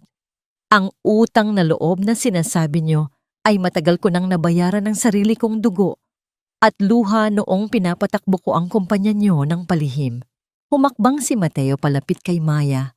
Ang kanyang tingin ay nakapako kay Remedios na tila sinusuri ang bawat galaw nito. Madam, kung wala po siyang dalang legal na papel, mas mabuti pong paalisin na natin siya. Hindi maganda para sa inyong kalusugan ang makipagtalo sa ganitong oras. Sino ka bang lalaki ka? Singhal ni Remedios kay Mateo. Siguro ay bago mo itong kalaguyo, ano Maya? Kaya mo ba kami tinatapon dahil may nahanap ka ng bago? Napakabilis mo talagang makalimot. Isang mapait na ngiti ang sumilay sa mga labi ni Maya. Hindi ako nakakalimot, Mama. Lalo na ang tungkol sa gabing namatay si Papa. Biglang napatigil si Remedios. Ang kanyang bibig, na tila walang tigil sa pagsasalita, ay biglang naitikom. Ang kanyang mga mata ay nanlaki at ang kanyang mukha ay naging kasing puti ng telang pantakip sa mga lumang muebles. Ang panginginig ng kanyang mga kamay ay hindi na niya maitago. Anong kinalaman ko doon? Nauutal na tanong ng matanda. Aksidente ang nangyari. Huwag mo akong bintangan sa bagay na wala akong kinalaman. May nakita akong resibo, Mama. Malamig na sabi ni Maya habang dahan-dahang bumababa sa hagdan ng beranda patungo sa gate. Isang resibo ng mekaniko, isang araw bago ang aksidente. Ikaw ang nag-aproba ng bayad para sa preno ng sasakyan ni Papa. Bakit mo yon ginawa kung hindi naman sira ang sasakyan niya? Ang bawat hakbang ni Maya sa graba ay tila isang tunog ng paghuhukom. Nang makarating siya sa harap ng gate, tiningnan niya ng diretso sa mata ang matanda. Sa pagitan ng rehas na bakal, nakita ni Maya ang tunay na takot sa puso ni Remedios. Ang takot ng isang kriminal na unti-unti nang nahuhuli. Hindi mo alam ang sinasabi mo. Sigaw ni Remedios habang umaatras. Wala kang ebidensya. Ang resibong yon ay hindi sapat para ipakulong ako. Baka nga hindi sapat ang resibo. Pag-amin ni Maya, ang kanyang boses ay tila isang bulong na dala ng hangin. Pero paano kung sabihin ko sa'yo na buhay si Manggorio? Ang mekanikong pinagtago mo sa probinsya. Natagpuan na siya ng mga tao ko. Isang malakas na tunog ng pagbagsak ang narinig nang mapaluhod si Doña Remedios sa labas ng gate. Hindi dahil sa pagmamakaawa, kundi dahil sa panghihina ng kanyang mga tuhod. Ang katotohanang pilit niyang itinago sa loob ng maraming taon ay tila isang pader na bumagsak sa kanya.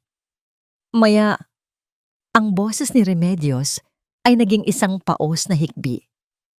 Hindi ko gustong mangyari iyon. Si Tristan, kailangan namin ng pera noon. Ang tatay mo, ayaw niyang ibigay ang lupa.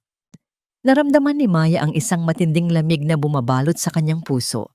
Ang pagtatapat ni Remedios ay tila isang huling sampal na nagkumpirma sa lahat ng kanyang kinatatakutan. Ang pamilyang minahal niya ay ang pamilyang pumatay sa kanyang ama. Tinalikuran ni Maya ang matanda. Hindi niya kaya ang makita ang mukha nito kahit isang segundo pa. Leandro, tawagan mo ang mga pulis. Ibigay mo ang lahat ng hawak nating ebidensya. Maya, huwag, maawa ka. Ang pagsusumamo ni Remedios ay umalingaw-ngaw sa gabi, ngunit hindi na ito narinig ni Maya. Habang pabalik siya sa loob ng mansyon, naramdaman ni Maya ang pag-ikot ng paligid. Ang lahat ng emosyong kinimkim niya ay biglang bumuhos. Bago pa man siya tuluyang mawalan ng malay, naramdaman niya ang matitipunong braso ni Mateo na sumalo sa kanya. Sa kabilang dako, sa loob ng isang madilim na sasakyan na nakaparada malayo sa gate ng hasyenda, isang tao ang lihim na nanonood. Hawak nito ang isang recorder at isang larawan ni Maya. Malapit na, Maya. Malapit na nating matapos ang lahat. Ang bawat luhang pumatak sa lupa ay hindi nawawala. Nagiging bahagi ito ng pundasyon ng iyong muling pagbangon. Ang malalim at banayad na boses na yon ang unang narinig ni Maya nang dahan-dahan niyang imulat ang kanyang mga mata. Ang kisame ng kanyang silid sa Hacienda de Silva na may mga ukit ng bulaklak sa kahoy na nara ang bumungad sa kanya. Ang amoy ng sariwang eucalyptus at mainit na tsaa ay humahalo sa malamig na hangin na nanggagaling sa bahagyang nakabukas na bintana. Naramdaman ni Maya ang isang mainit na presensya sa kanyang tabi. Doon, nakaupo si Mateo sa isang silyang kahoy. Ang kanyang mukha ay bakas ang pag-aalala, ngunit nananatiling kalmado. Hindi siya nakadikit kay Maya, ngunit ang distansya nila ay sapat na upang maramdaman ni Maya ang proteksyong hatid nito. Mateo? Mahinang tawag ni Maya. Ang kanyang lalamunan ay tila punong-puno ng buhangin. Nasaan siya? Nasaan si Remedios? Wala na siya rito, Mamaya. Sagot ni Mateo habang dahan-dahang iniabot ang isang baso ng tubig. Dumating na ang mga awtoridad kagabi habang kayo ay walang malay. Sinamahan sila ni Attorney Leandro para matiyak na maayos ang proseso. Nasa ilalim na po siya ng kustodya ng mga pulis. Uminom si Maya. Ang lamig ng tubig ay tila dahan-dahang nagpapagising sa kanyang naguguluhan pang diwa. Ang huling alaala niya ay ang pagluhod ni Remedios sa putikan at ang pagkumpirma sa malagim na katotohanan tungkol sa kanyang ama. Ang katotohanan yun ay tila isang malaking pader na gumuho sa ibabaw niya, na nag-iwan ng sugat na hindi nakikita ng mata. Akala ko, kapag nalaman ko na ang totoo, gagaan na ang lahat. Bulong ni Maya habang nakatingin sa kanyang mga kamay na nanginginig pa rin. Pero bakit pakiramdam ko ay mas lalo akong nawalan? Bakit pakiramdam ko ay winasak nila ang lahat ng natitirang magagandang alaala ng buhay ko? Tumayo si Mateo at lumapit sa bintana. Tinitingnan ang pagsikat ng araw sa likod ng mga bundok. Bilang isang arkitekto, nakakita na ako ng maraming gusaling winasak ng bagyo o ng lindol. Ang unang pakiramdam ay laging kawalan, ma'am. Pero sa gitna ng mga gumuhong semento at baluktot na bakal, doon mo makikita ang tunay na kalidad ng lupa. Doon mo malalaman kung ano ang dapat mong itira at kung ano ang dapat mo nang itapon para makapagsimula muli. Lumingon siya kay Maya. Ang sikat ng araw ay tumatama sa kanyang mukha na nagbibigay ng kakaibang liwanag sa kanyang mga mata. Ang sugat niyo po ay hindi basta-basta maghihilom sa loob ng isang gabi. Pero narito ako, narito kami, para tulungan kayong itayo ang bagong Hacienda de Silva. Isang tahanan na wala ng lihim, wala ng takot. Naramdaman ni Maya ang isang mainit na daluyong ng emosyon sa kanyang dibdib. Sa unang pagkakataon, hindi siya tiningnan bilang isang bilyonaryang may-ari ng MH Trust o bilang isang biktima ng pamilyang mapang-api. Tinitingnan siya ni Mateo bilang isang taong kailangang buuin muli. Dahan-dahang bumangon si Maya at tumayo sa tabi ni Mateo. Salamat, Mateo. Hindi ko alam kung paano ko haharapin ang lahat ng ito kung wala ka. Isang saglit na katahimikan ang namayani sa pagitan nila. Ang tunog ng mga ibon sa labas at ang pagaspas ng mga dahon ay tila isang himig ng pag-asa. Ngunit ang katahimikang iyon ay nabasag nang pumasok si Leandro sa silid. Ang kanyang mukha ay seryoso at may dalang isang maliit na kulay kape na sobre. Mamaya, may iniwan ng mga pulis, simula ni Leandro. Nakuha nila ito sa bag ni Doña Remedios bago siya isakay sa sasakyan. Sabi niya, ito raw ang huling bagay na kinuha niya sa opisina ng inyong ama bago ang aksidente. Isang dokumentong hindi niya kailanman nagawang sunugin dahil sa takot. Kinuha ni Maya ang sobre. Nang buksan niya ito, Isang lumang sulat ang lumabas. Isang sulat na hindi para kay Remedios, kundi para sa kanya. Ang sulat kamay ng kanyang ama ay malinaw pa rin. Bagamat ang papel ay dilaw na sa kalumaan. Para sa aking mahal na Maya. Ang simula ng sulat. Habang binabasa ito ni Maya, ang kanyang puso ay tila pinipiga. Ang sulat ay naglalaman ng babala ng kanyang ama tungkol sa mga taong nakapaligid sa kanila at ang pagbanggit sa isang pangalan na hindi niya inaasahan. Huwag kang magtitiwala sa kahit kanino, lalo na kay... Ang huling bahagi ng pangalan ay nabahiran ng dugo at tila sadyang pinunit. Kasabay ng pagbasa niya sa sulat, narinig ni Maya ang tunog ng isang sasakyang papasok sa gate ng hasyenda. Hindi ito sasakyan ng pulis at hindi rin ito sasakyan ni Tristan. Isa itong itim na van na walang plaka. Sa labas, ang taong kanina palihim na nanonood ay lumabas sa sasakyan. Isang matandang lalaki na may suot na pamilyar na singsing, isang singsing na pag-aari ng abogado ng kanyang ama na matagal nang balitang namayapa na. Nahanap na kita, Maya. Ang mahinang bulong ng matanda habang nakatingin sa bintana ng silid ni Maya. Buhay siya. Paanong nangyari ito? Ang bulong ni Maya ay halos hindi marinig sa gitna ng malakas na kabog ng kanyang dibdib. Ang papel na hawak niya ay nayupis sa higpit ng kanyang pagkakahawak habang nakatitig sa bintana. Sa ibaba, sa harap ng malawak na hagdanan ng hasyenda, ang matandang lalaki ay dahan-dahang naglakad palapit. Ang bawat pagtama ng kanyang tungkod na gawa sa pilak sa sementadong daan ay lumikha ng isang ritmo na tila tumitibok sa utak ni Maya. Mateo, Leandro, kailangan nating bumaba, sabi ni Maya. Ang kanyang boses ay puno ng determinasyong pilit na itinatago ang takot. Mabilis silang bumaba sa malaking hagdanan na gawa sa nara. Nang makarating sila sa pinto, sinalubong sila ng isang malamig na simoy ng hangin na may amoy ng ulan at lumang libro. Ang matanda ay huminto at dahan-dahang inalis ang kanyang sombrero na naglantad sa kanyang mapuputing buhok at mga matang puno ng karanasan at kalungkutan. Attorney Alfonso?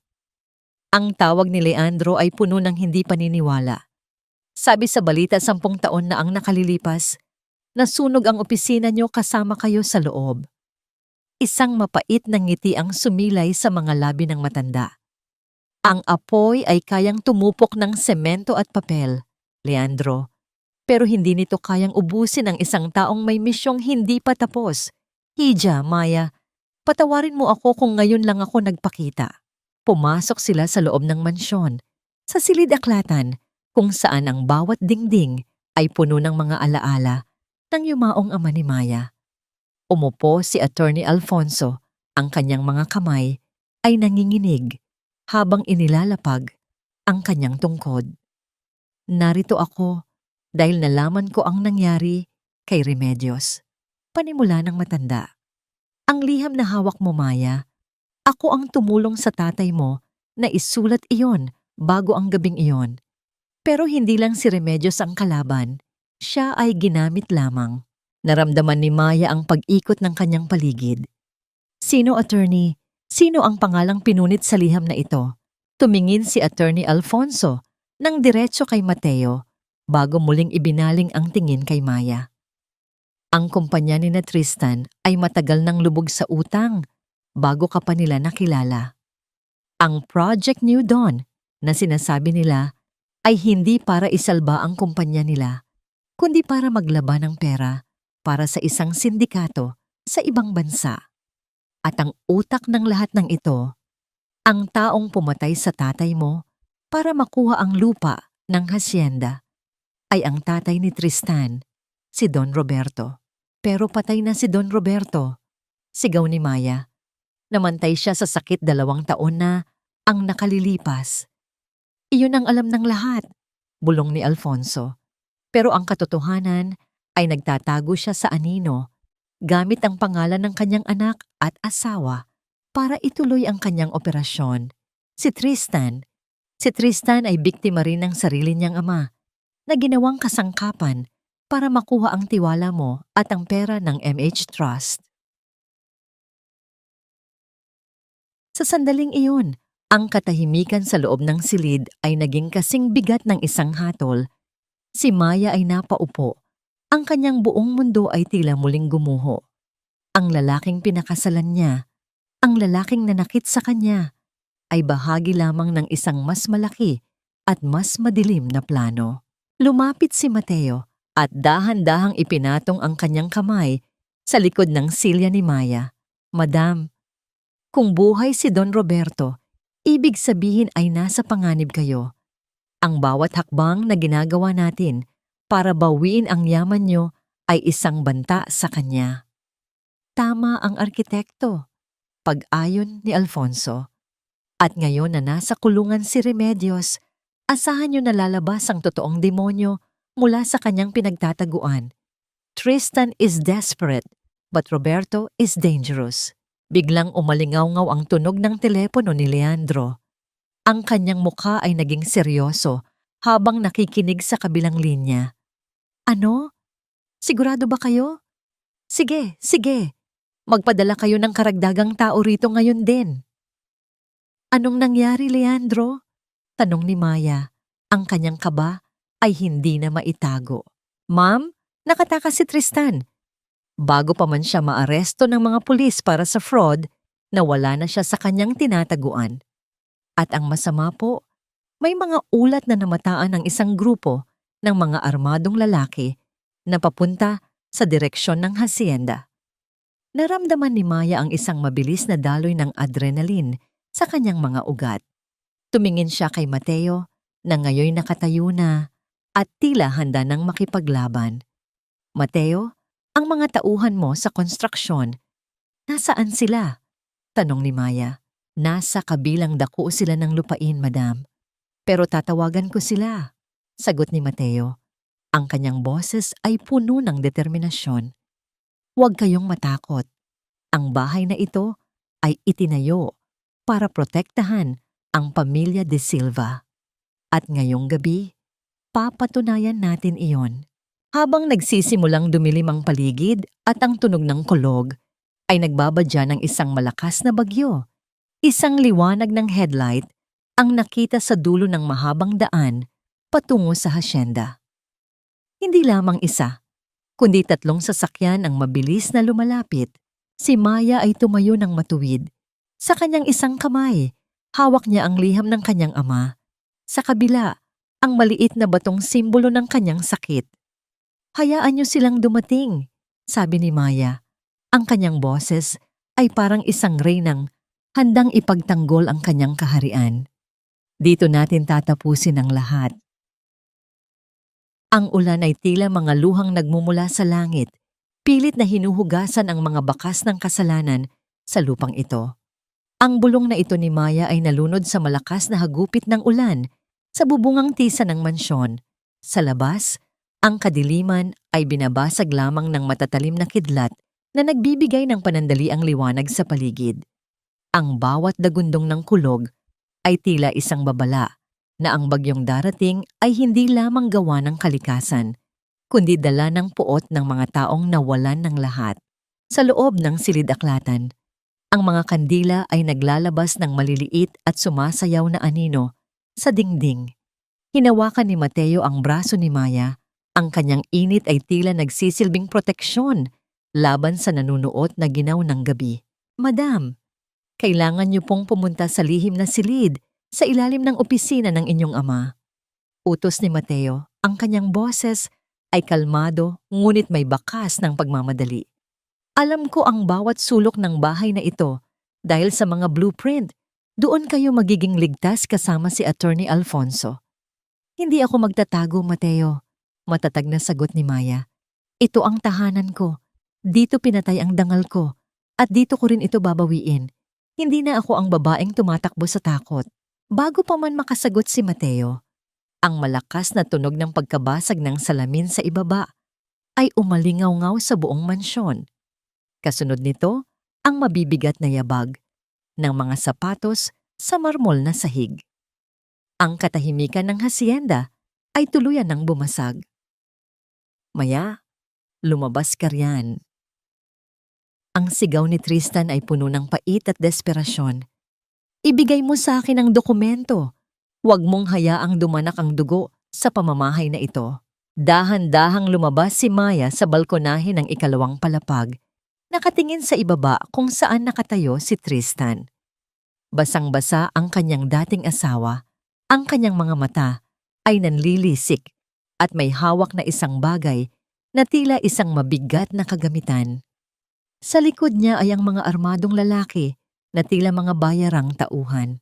Wala na ang lahat sa'yo, Tristan, sabi ni Maya. Ang kanyang boses ay umalingaw-ngaw nang may awtoridad sa buong bulwagan. Maging ang iyong dangal ay itinapon mo na. Bakit ka pa narito? Para sa isang pirasong papel na magpapatunay na ang tatay mo ay isang mamamatay tao? Wala kang alam, sigaw ni Tristan habang nagsisimulang umakyat sa hagdan. Ang tatay ko, pinoprotektahan ko lang ang pamilya ko. Ibigay mo sa akin ang dokumentong hawak ni Alfonso at aalis na kami. Humadlang si Mateo sa tuktok ng hagdan. Ang kanyang tindig ay tila isang matibay na haligi na hindi kayang itumba ng kahit anong bagyo. Hindi mo siya mahahawakan, Tristan. Habang narito ako, walang sino mang makakasakit sa kanya. Sino ka ba? Isang hamak na arkitekto. Tumawa si Tristan ng mapakla. Akala mo ba ay bayani ka? Tingnan natin kung hanggang saan ang tapang mo. Susugod sana si Tristan nang biglang ang mga ilaw sa buong mansyon ay namatay. Sa gitna ng kabuuang kadiliman, ang tanging naririnig ay ang malakas na patak ng ulan at ang mabilis na paghinga ng mga taong nasa loob. Naramdaman ni Maya ang paghila sa kanya ni Mateo patungo sa isang madilim na pasilyo. Dito, Maya, bulong ni Mateo sa kanyang tainga. Ang kanyang hininga ay mainit at nagbibigay ng kakaibang lakas.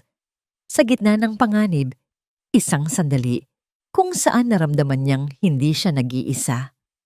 Ang kamay ni Mateo na nakahawak sa kanyang baywang ay tila nagsasabing handa itong ibigay ang sariling buhay para sa kanya.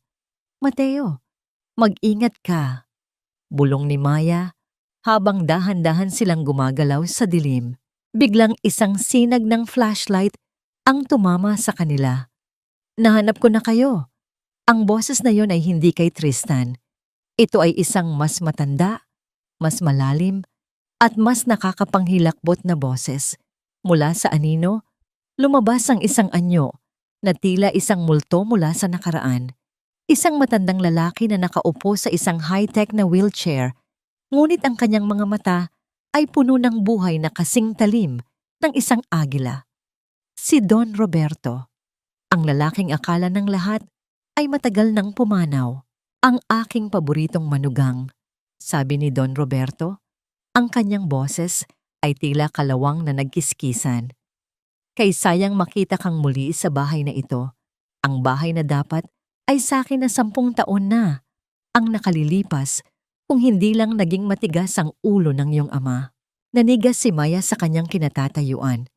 Ang presensya ni Don Roberto ay tila isang madilim na enerhiya na lumalamon sa lahat ng liwanag. Sa kabilang dako, makikita si Tristan na tila isang batang takot na takot sa gilid ng kanyang ama. Ibigay mo ang dokumento, Maya, utos ni Roberto, habang may inilalabas na isang maliit na remote control. Ang mansyong ito, bawat sulok nito ay nilagyan ko ng mga pampasabog noong panahon na ipinapagawa niyo ito ng palihim sa mga tauhan ko. Isang pindot ko lang at ang Hacienda de Silva ay magiging abo kasama ninyong lahat. Naramdaman ni Maya ang paghigpit ng hawak ni Mateo sa kanyang kamay. Sa gitna ng kamatayan na nagbabadya, tumingin si Maya kay Roberto nang walang takot. Gawin mo, hamon ni Maya. Gawin mo at mawawala rin ang tanging ebidensya na magliligtas sa iyo sa impyerno dahil ang dokumentong hinahanap mo, wala sa akin. Nasa kamay na ito ng mga awtoridad sa labas ng hasyenda. Isang matinding katahimikan ang namayani. Ang tanging naririnig ay ang tunog ng pag-ikot ng gulong ng wheelchair ni Roberto habang dahan-dahan siyang lumalapit kay Maya. "Nagsisinungaling ka," bulong ni Roberto. Biglang, isang malakas na tunog ng sirena ng mga pulis ang umalingaw-ngaw mula sa malayo, sumasabay sa liwanag ng mga pulang ilaw na tumatama sa mga bintana. Ang plano ni Maya at Leandro ay nagbunga na. Ngunit sa gitna ng pagkataranta, si Tristan ay biglang sumugod kay Maya, dala ang isang kutsilyo na kumikislap sa dilim. "Kung mawawala ang lahat sa akin, isasama kita." "Maya, hindi!" sigaw ni Mateo habang humaharang sa harap ni Maya. Ang bawat tibok ng puso ay tila isang tambol na nagpapahayag ng katapusan, ngunit sa gitna ng panganib, ang pag-ibig ang tanging tunay na baluti. Ang sigaw ni Maya ay nalunod sa tunog ng mabigat na pagbagsak ng dalawang katawan sa sahig. Sa dilim ng bulwagan, ang tanging nagbibigay ng liwanag ay ang paputol-putol na kidlat mula sa labas. Naramdaman ni Maya ang mainit na likido sa kanyang mga kamay habang sinasalo niya si Mateo. Hindi niya narinig ang tunog ng pagtama ng kutsilyo, ngunit naramdaman niya ang bigat ng katawan ng arkitekto na tila isang nagibang kuta. "Mateo, wag kang pipikit." Ang boses ni Maya ay punong-puno ng pighati, isang tinig na tila galing sa kaibuturan ng kanyang kaluluwa. Si Tristan ay nakatayo sa kanilang harap. Nanginginig ang mga kamay at ang mga mata ay dilat sa matinding gulat. Ang kutsilyong hawak niya ay nalaglag sa sahig, na lumikha ng isang matunog na pagtama sa marmol na tila hudyat ng kanyang huling pagkatalo. Hindi ko sinasadya. Maya, ikaw dapat yun." Bakit siya humarang? "Umalis ka rito, Tristan! Umalis ka!" Ang sigaw ni Maya ay hindi nagaling sa takot, kundi sa isang galit na mas matindi pa sa bagyo sa labas. Sa kabilang dako, ang tawa ni Don Roberto ay umalingaw-ngaw sa paligid, isang tunog na kasing lamig ng bakal. "Napakagandang palabas. Ang anak ko, isang talunan hanggang sa huli, at ang arkitekto, isang martir. Ngayon, tapusin na natin ito." Itinaas ni Roberto ang kanyang kamay na hawak ang remote control. Ngunit bago pa man niya maipit ang mitya ng pagsabog, isang malakas na tunog ng pagpukpok sa pintuan ang narinig. Kasunod ang pagpasok ng mga armadong pulis na pinangunahan ni Leandro. Ang liwanag ng mga flashlight ay tumama sa mukha ni Roberto, na nagmukhang isang halimaw na nahuli sa ilalim ng bato.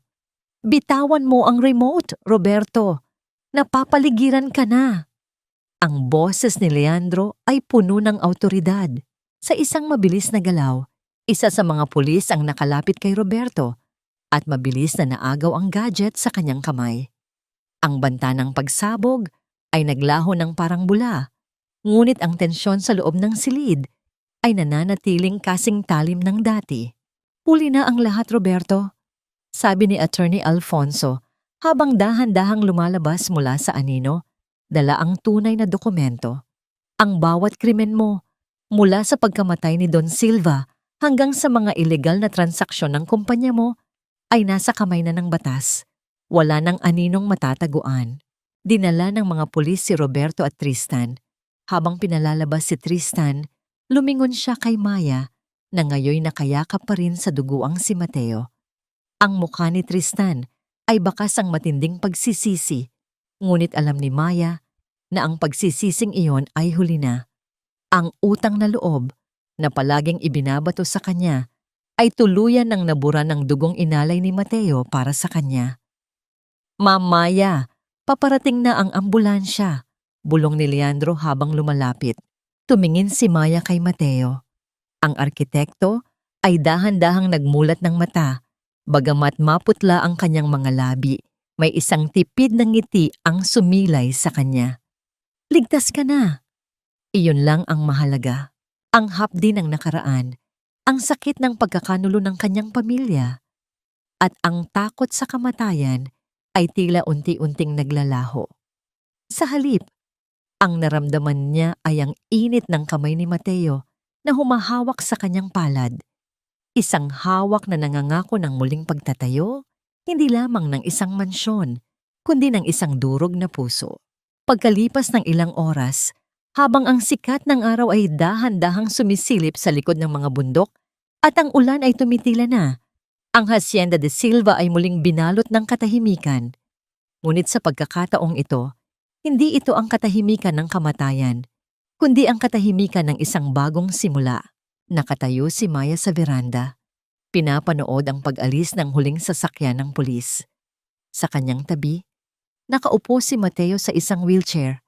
Ang kanyang balikat ay may benda, ngunit ang kanyang aura ay puno ng pag-asa.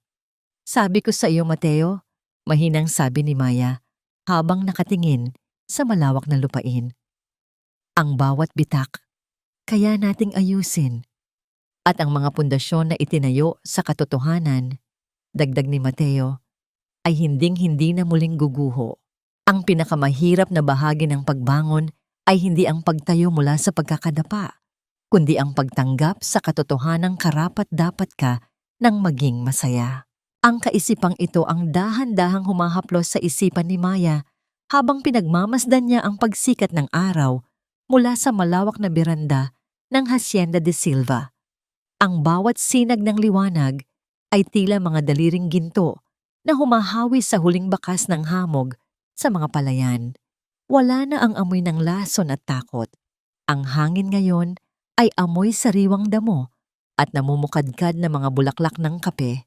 Sa loob ng ilang linggo, ang hacienda ay naging isang pugad ng muling pagkabuhay. Ang mga tunog ng martilyo at lagari ay hindi na nagdadala ng kaba, kundi ng pag-asa.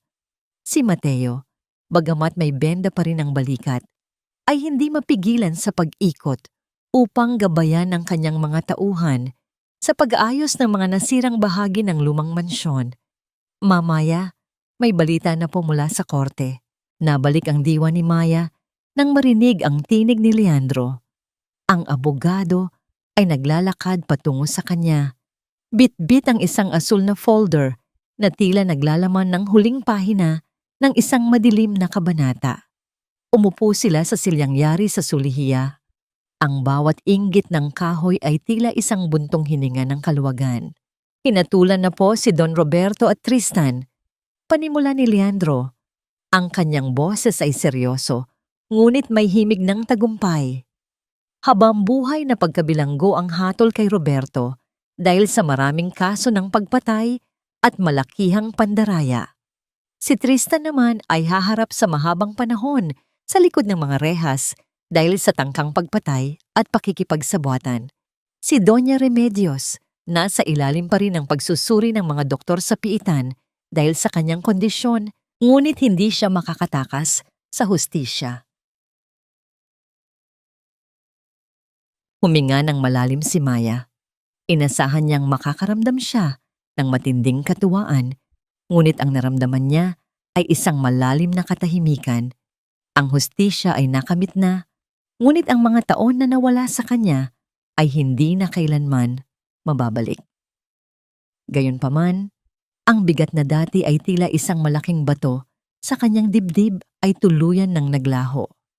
Salamat, Leandro. Salamat sa lahat.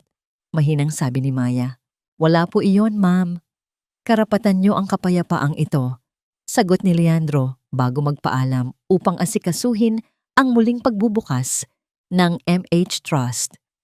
Ang kumpanyang ngayon ay hindi nagagamitin sa kadiliman, kundi para sa pagtulong sa mga nangangailangan. Naiwang mag-isa si Maya, ngunit hindi nagtagal ay narinig niya ang marahang yabag ng sapatos sa sahig. Alam niya kung kanino ang mga hakbang na iyon, mabagal, maingat, at palaging nagbibigay ng kapanatagan. Masyadong malalim ang iniisip ng ating Madam President. Biro ni Mateo habang dahan-dahang nauupo sa tabi ni Maya. Bagamat may bakas pa ng puyat sa kanyang mga mata, ang kanyang ngiti ay sapat na upang bigyang liwanag ang umaga ni Maya. Iniisip ko lang kung paano nagbago ang lahat sa loob ng maikling panahon. Tugon ni Maya habang nakatingin sa mga kamay ni Mateo na may mga gasgas mula sa trabaho. Mateo, bakit mo ginawa iyon? Bakit mo itinaya ang buhay mo para sa akin? Tumingin si Mateo ng diretso sa mga mata ni Maya. Sa sandaling iyon, ang kilig na matagal nang kinalimutan ni Maya ay muling gumising sa kanyang puso. Dahil ang bawat arkitekto ay alam kung ano ang dapat ingatan, Maya. May mga istrukturang kayang itayong muli, pero may mga kaluluwang kapag nawala ay hindi na mapapalitan. Ikaw ang pinakamahalagang pundasyon ng buhay ko ngayon. Dahan-dahang hinawakan ni Mateo ang kamay ni Maya. Ang pagdampi ng kanilang mga balat ay tila isang kuryenteng nagpawi sa huling lamig ng nakaraan. Hindi kailangan ng maraming salita. Sapat na ang init ng kanilang mga palad at ang pangako ng mga mata na hindi na muling mag-iiwanan. Gusto kong ituloy natin ang Project New Dawn, Mateo. Bulong ni Maya habang nakasandal ang kanyang ulo sa balikat ng arkitekto. Pero sa pagkakataong ito, gagawin nating totoo ang pangalan nito. Isang bagong simula para sa lahat ng mga taong nawalan ng pag-asa. Sasamahan kita, Maya, sa bawat guhit, sa bawat pako at sa bawat pangarap. Sagot ni Mateo habang dahan-dahang hinahalikan ang noo ni Maya. Sa malayo, ang tunog ng kampana ng simbahan sa bayan ay umalingaw-ngaw. Tila isang pagbabasbas sa bagong buhay na nagsisimula sa Hacienda de Silva. Ang bawat bitak ay naayos na, ang bawat lihim ay naibunyag na, at sa wakas, ang reyna ay nakahanap na ng kanyang tunay na tahanan, isang tahanang binuo hindi ng ginto, kundi ng tapat na pag-ibig. Ang bawat pagtatapos ay hindi hudyat ng kawalan, kundi isang pintuan patungo sa isang buhay na mas maliwanag at mas makahulugan. Ang kaisipang ito ang dahan-dahang namumukadkad sa puso ni Maya habang pinagmamasdan ang huling paghaplos ng pintura sa malaking pintuan ng Hacienda de Silva. Lumipas ang ilang buwan at ang mansyong dati ay tila isang libingan ng mga lihim ay isa na ngayong tahanan ng pag-asa. Ang mga bitak sa dingding ay wala na, pinalitan ng mga ukit na nagkukwento ng katatagan at muling pagsilang. Ang bawat sulok ay maliwanag, puno ng halimuyak ng mga sariwang bulaklak ng daling bahay at sampagwita. Ngayong araw ang muling pagbubukas ng hacienda, hindi bilang isang eksklusibong kuta ng mayayaman, kundi bilang isang pundasyon para sa mga kababaihang biktima ng pang-aabuso, ang silungan ng pag-asa. Ito ang tunay na Project New Dawn na binuo ni Maya at Mateo, isang proyektong hindi pera ang habol, kundi ang paghilom ng mga sugatang kaluluwa. Nakatayo si Maya sa harap ng salamin, suot ang isang simpleng puting bestida na gawa sa telang pinya. Wala na ang mabibigat na alahas na sumasakal sa kanyang leeg noong gabi ng gala. Ang tanging palamuti niya ay ang kanyang mga mata na ngayoy nagniningning sa tunay na kaligayahan. Naramdaman niya ang marahang pagbukas ng pinto. Sa salamin, nakita niya si Mateo na nakatayo sa kanyang likuran. Maayos na ang balikat nito at ang kanyang tindig ay puno ng pagmamalaki habang nakatingin kay Maya. "Handa ka na ba, Maya?" Malumanay na tanong ni Mateo. Lumapit siya at dahan-dahang inayos ang isang hibla ng buhok ni Maya. Ang haplos ng kanyang mga daliri ay naghatid ng kakaibang init na tila isang panalangin. "Handa na ako, Mateo," sagot ni Maya habang humaharap sa kanya. "Pero bago tayo lumabas, gusto ko lang magpasalamat. Kung hindi dahil sa'yo, baka nasa ilalim pa rin ako ng gumuhong pundasyon ng nakaraan ko." Ngumiti si Mateo, isang ngingiting tila nagpapatigil sa oras. "Sabi ko naman sa'yo, Maya, ang bawat gusali ay kailangan ng matibay na pundasyon at ang pundasyon natin ay binuo sa katotohanan at pag-ibig. Wala nang bagyong makakatibag doon." Kinuha ni Mateo ang isang maliit na kahon mula sa kanyang bulsa. Nang buksan niya ito, hindi isang mamahaling brilyante ang nasa loob, kundi isang simpleng singsing na gawa sa kahoy ng nara, ang kahoy na ginamit nila sa pagpapatayo muli ng hacienda. "Hindi ito kasing mahal ng mga hiyas na kinuha sa iyo ng nakaraan," bulong ni Mateo habang isinusuot ang singsing sa daliri ni Maya. Pero ang kahoy na ito ay simbolo ng ating katatagan. Gusto kong makasama ka sa bawat pagtatayo natin ng pangarap, hindi bilang mamaya ng MH Trust, kundi bilang ang babaeng mahal ko. Naramdaman ni Maya ang pagdaloy ng mga luha sa kanyang pisngi, mga luhang hindi na galing sa sakit, kundi sa labis na katuwaan. Tumango siya at isinandal ang kanyang ulo sa dibdib ni Mateo. Nararamdaman ang matatag at tapat na tibok ng puso nito. Lumabas silang magkahawak kamay sa malawak na hardin ng hasyenda. Doon, naghihintay ang mga tao. Ang mga tauhan ng hasyenda. Si Attorney Alfonso, si Leandro, at ang mga kababaihang unang makikinabang sa pundasyon. Ang tunog ng palakpakan ay umalingaw-ngaw sa buong paligid. Sumasabay sa masayang awit ng mga ibon. Tumayo si Maya sa harap ng lahat. Ang kanyang boses ay malinaw at puno ng awtoridad na may kasamang habag. Ang Hacienda de Silva ay bukas na. Hindi lang ito gusali. Ito ay patunay na kahit gaano katindi ang bagyo, basta't tayo ay nananatiling tapat sa ating sarili. At sa katotohanan, laging may umagang darating. Sa gitna ng seremonya, isang pamilyar na mukha ang nakita ni Maya sa malayo, sa labas ng gate. Si Chloe iyon, nakasuot ng kupas na damit at tila naghahanap ng makakain sa basurahan sa labas ng bakuran.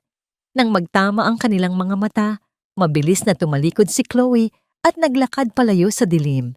Naramdaman ni Maya ang isang bahagyang kirot ng awa. Ngunit alam niyang iyon ang katarungang kailangang mangyari. Ang bawat isa ay nag-aani ng kung ano ang kanilang itinanim. Habang lumulubog ang araw at nagbibigay ng kulay kahel na liwanag sa buong hasyenda, naramdaman ni Maya ang isang ganap na kapayapaan. Wala na ang double shock. Wala na ang galit. Ang natira na lamang ay ang pag-asa para sa bukas. Halika na, Maya, yaya ni Mateo habang inakay siya patungo sa loob ng kanilang bagong tahanan. Marami pa tayong itatayo. Ang bawat dapit hapon sa Hacienda de Silva ay hindi na nagdadala ng pangamba, kundi isang tahimik na panalangin ng pasasalamat. Lumipas ang isang taon mula nang gumuho ang mga pader ng kasinungalingang itinayo ni na Tristan at Don Roberto. At sa bawat araw na nagdaan, unti-unting hinugasan ng panahon ang mga hapdi ng nakaraan.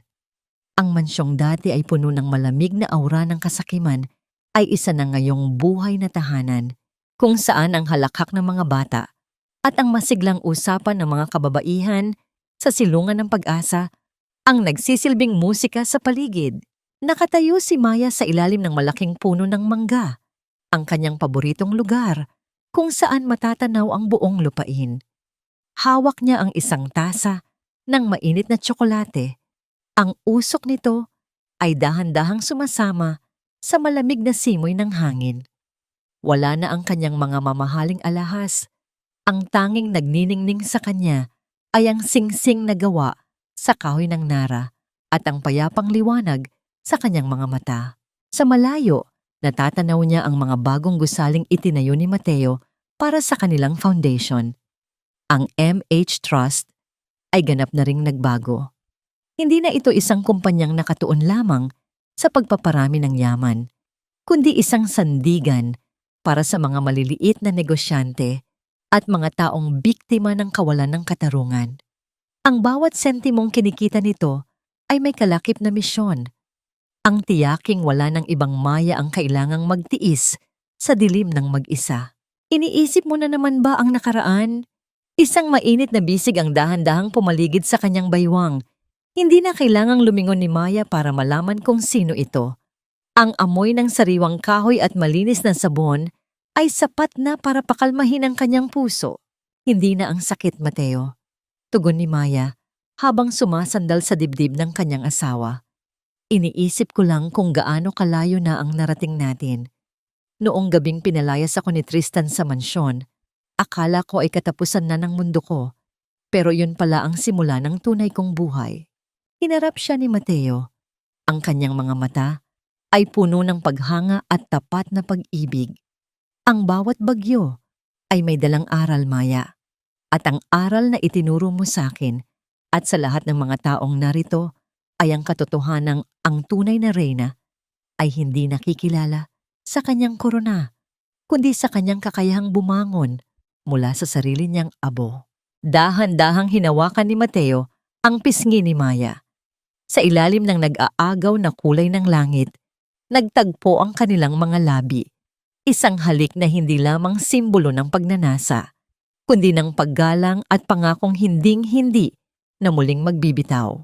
Sa kabilang panig ng rehas ng piitan, nabalitaan ni Maya na si Tristan ay unti-unti nang nawawala sa sariling kaisipan.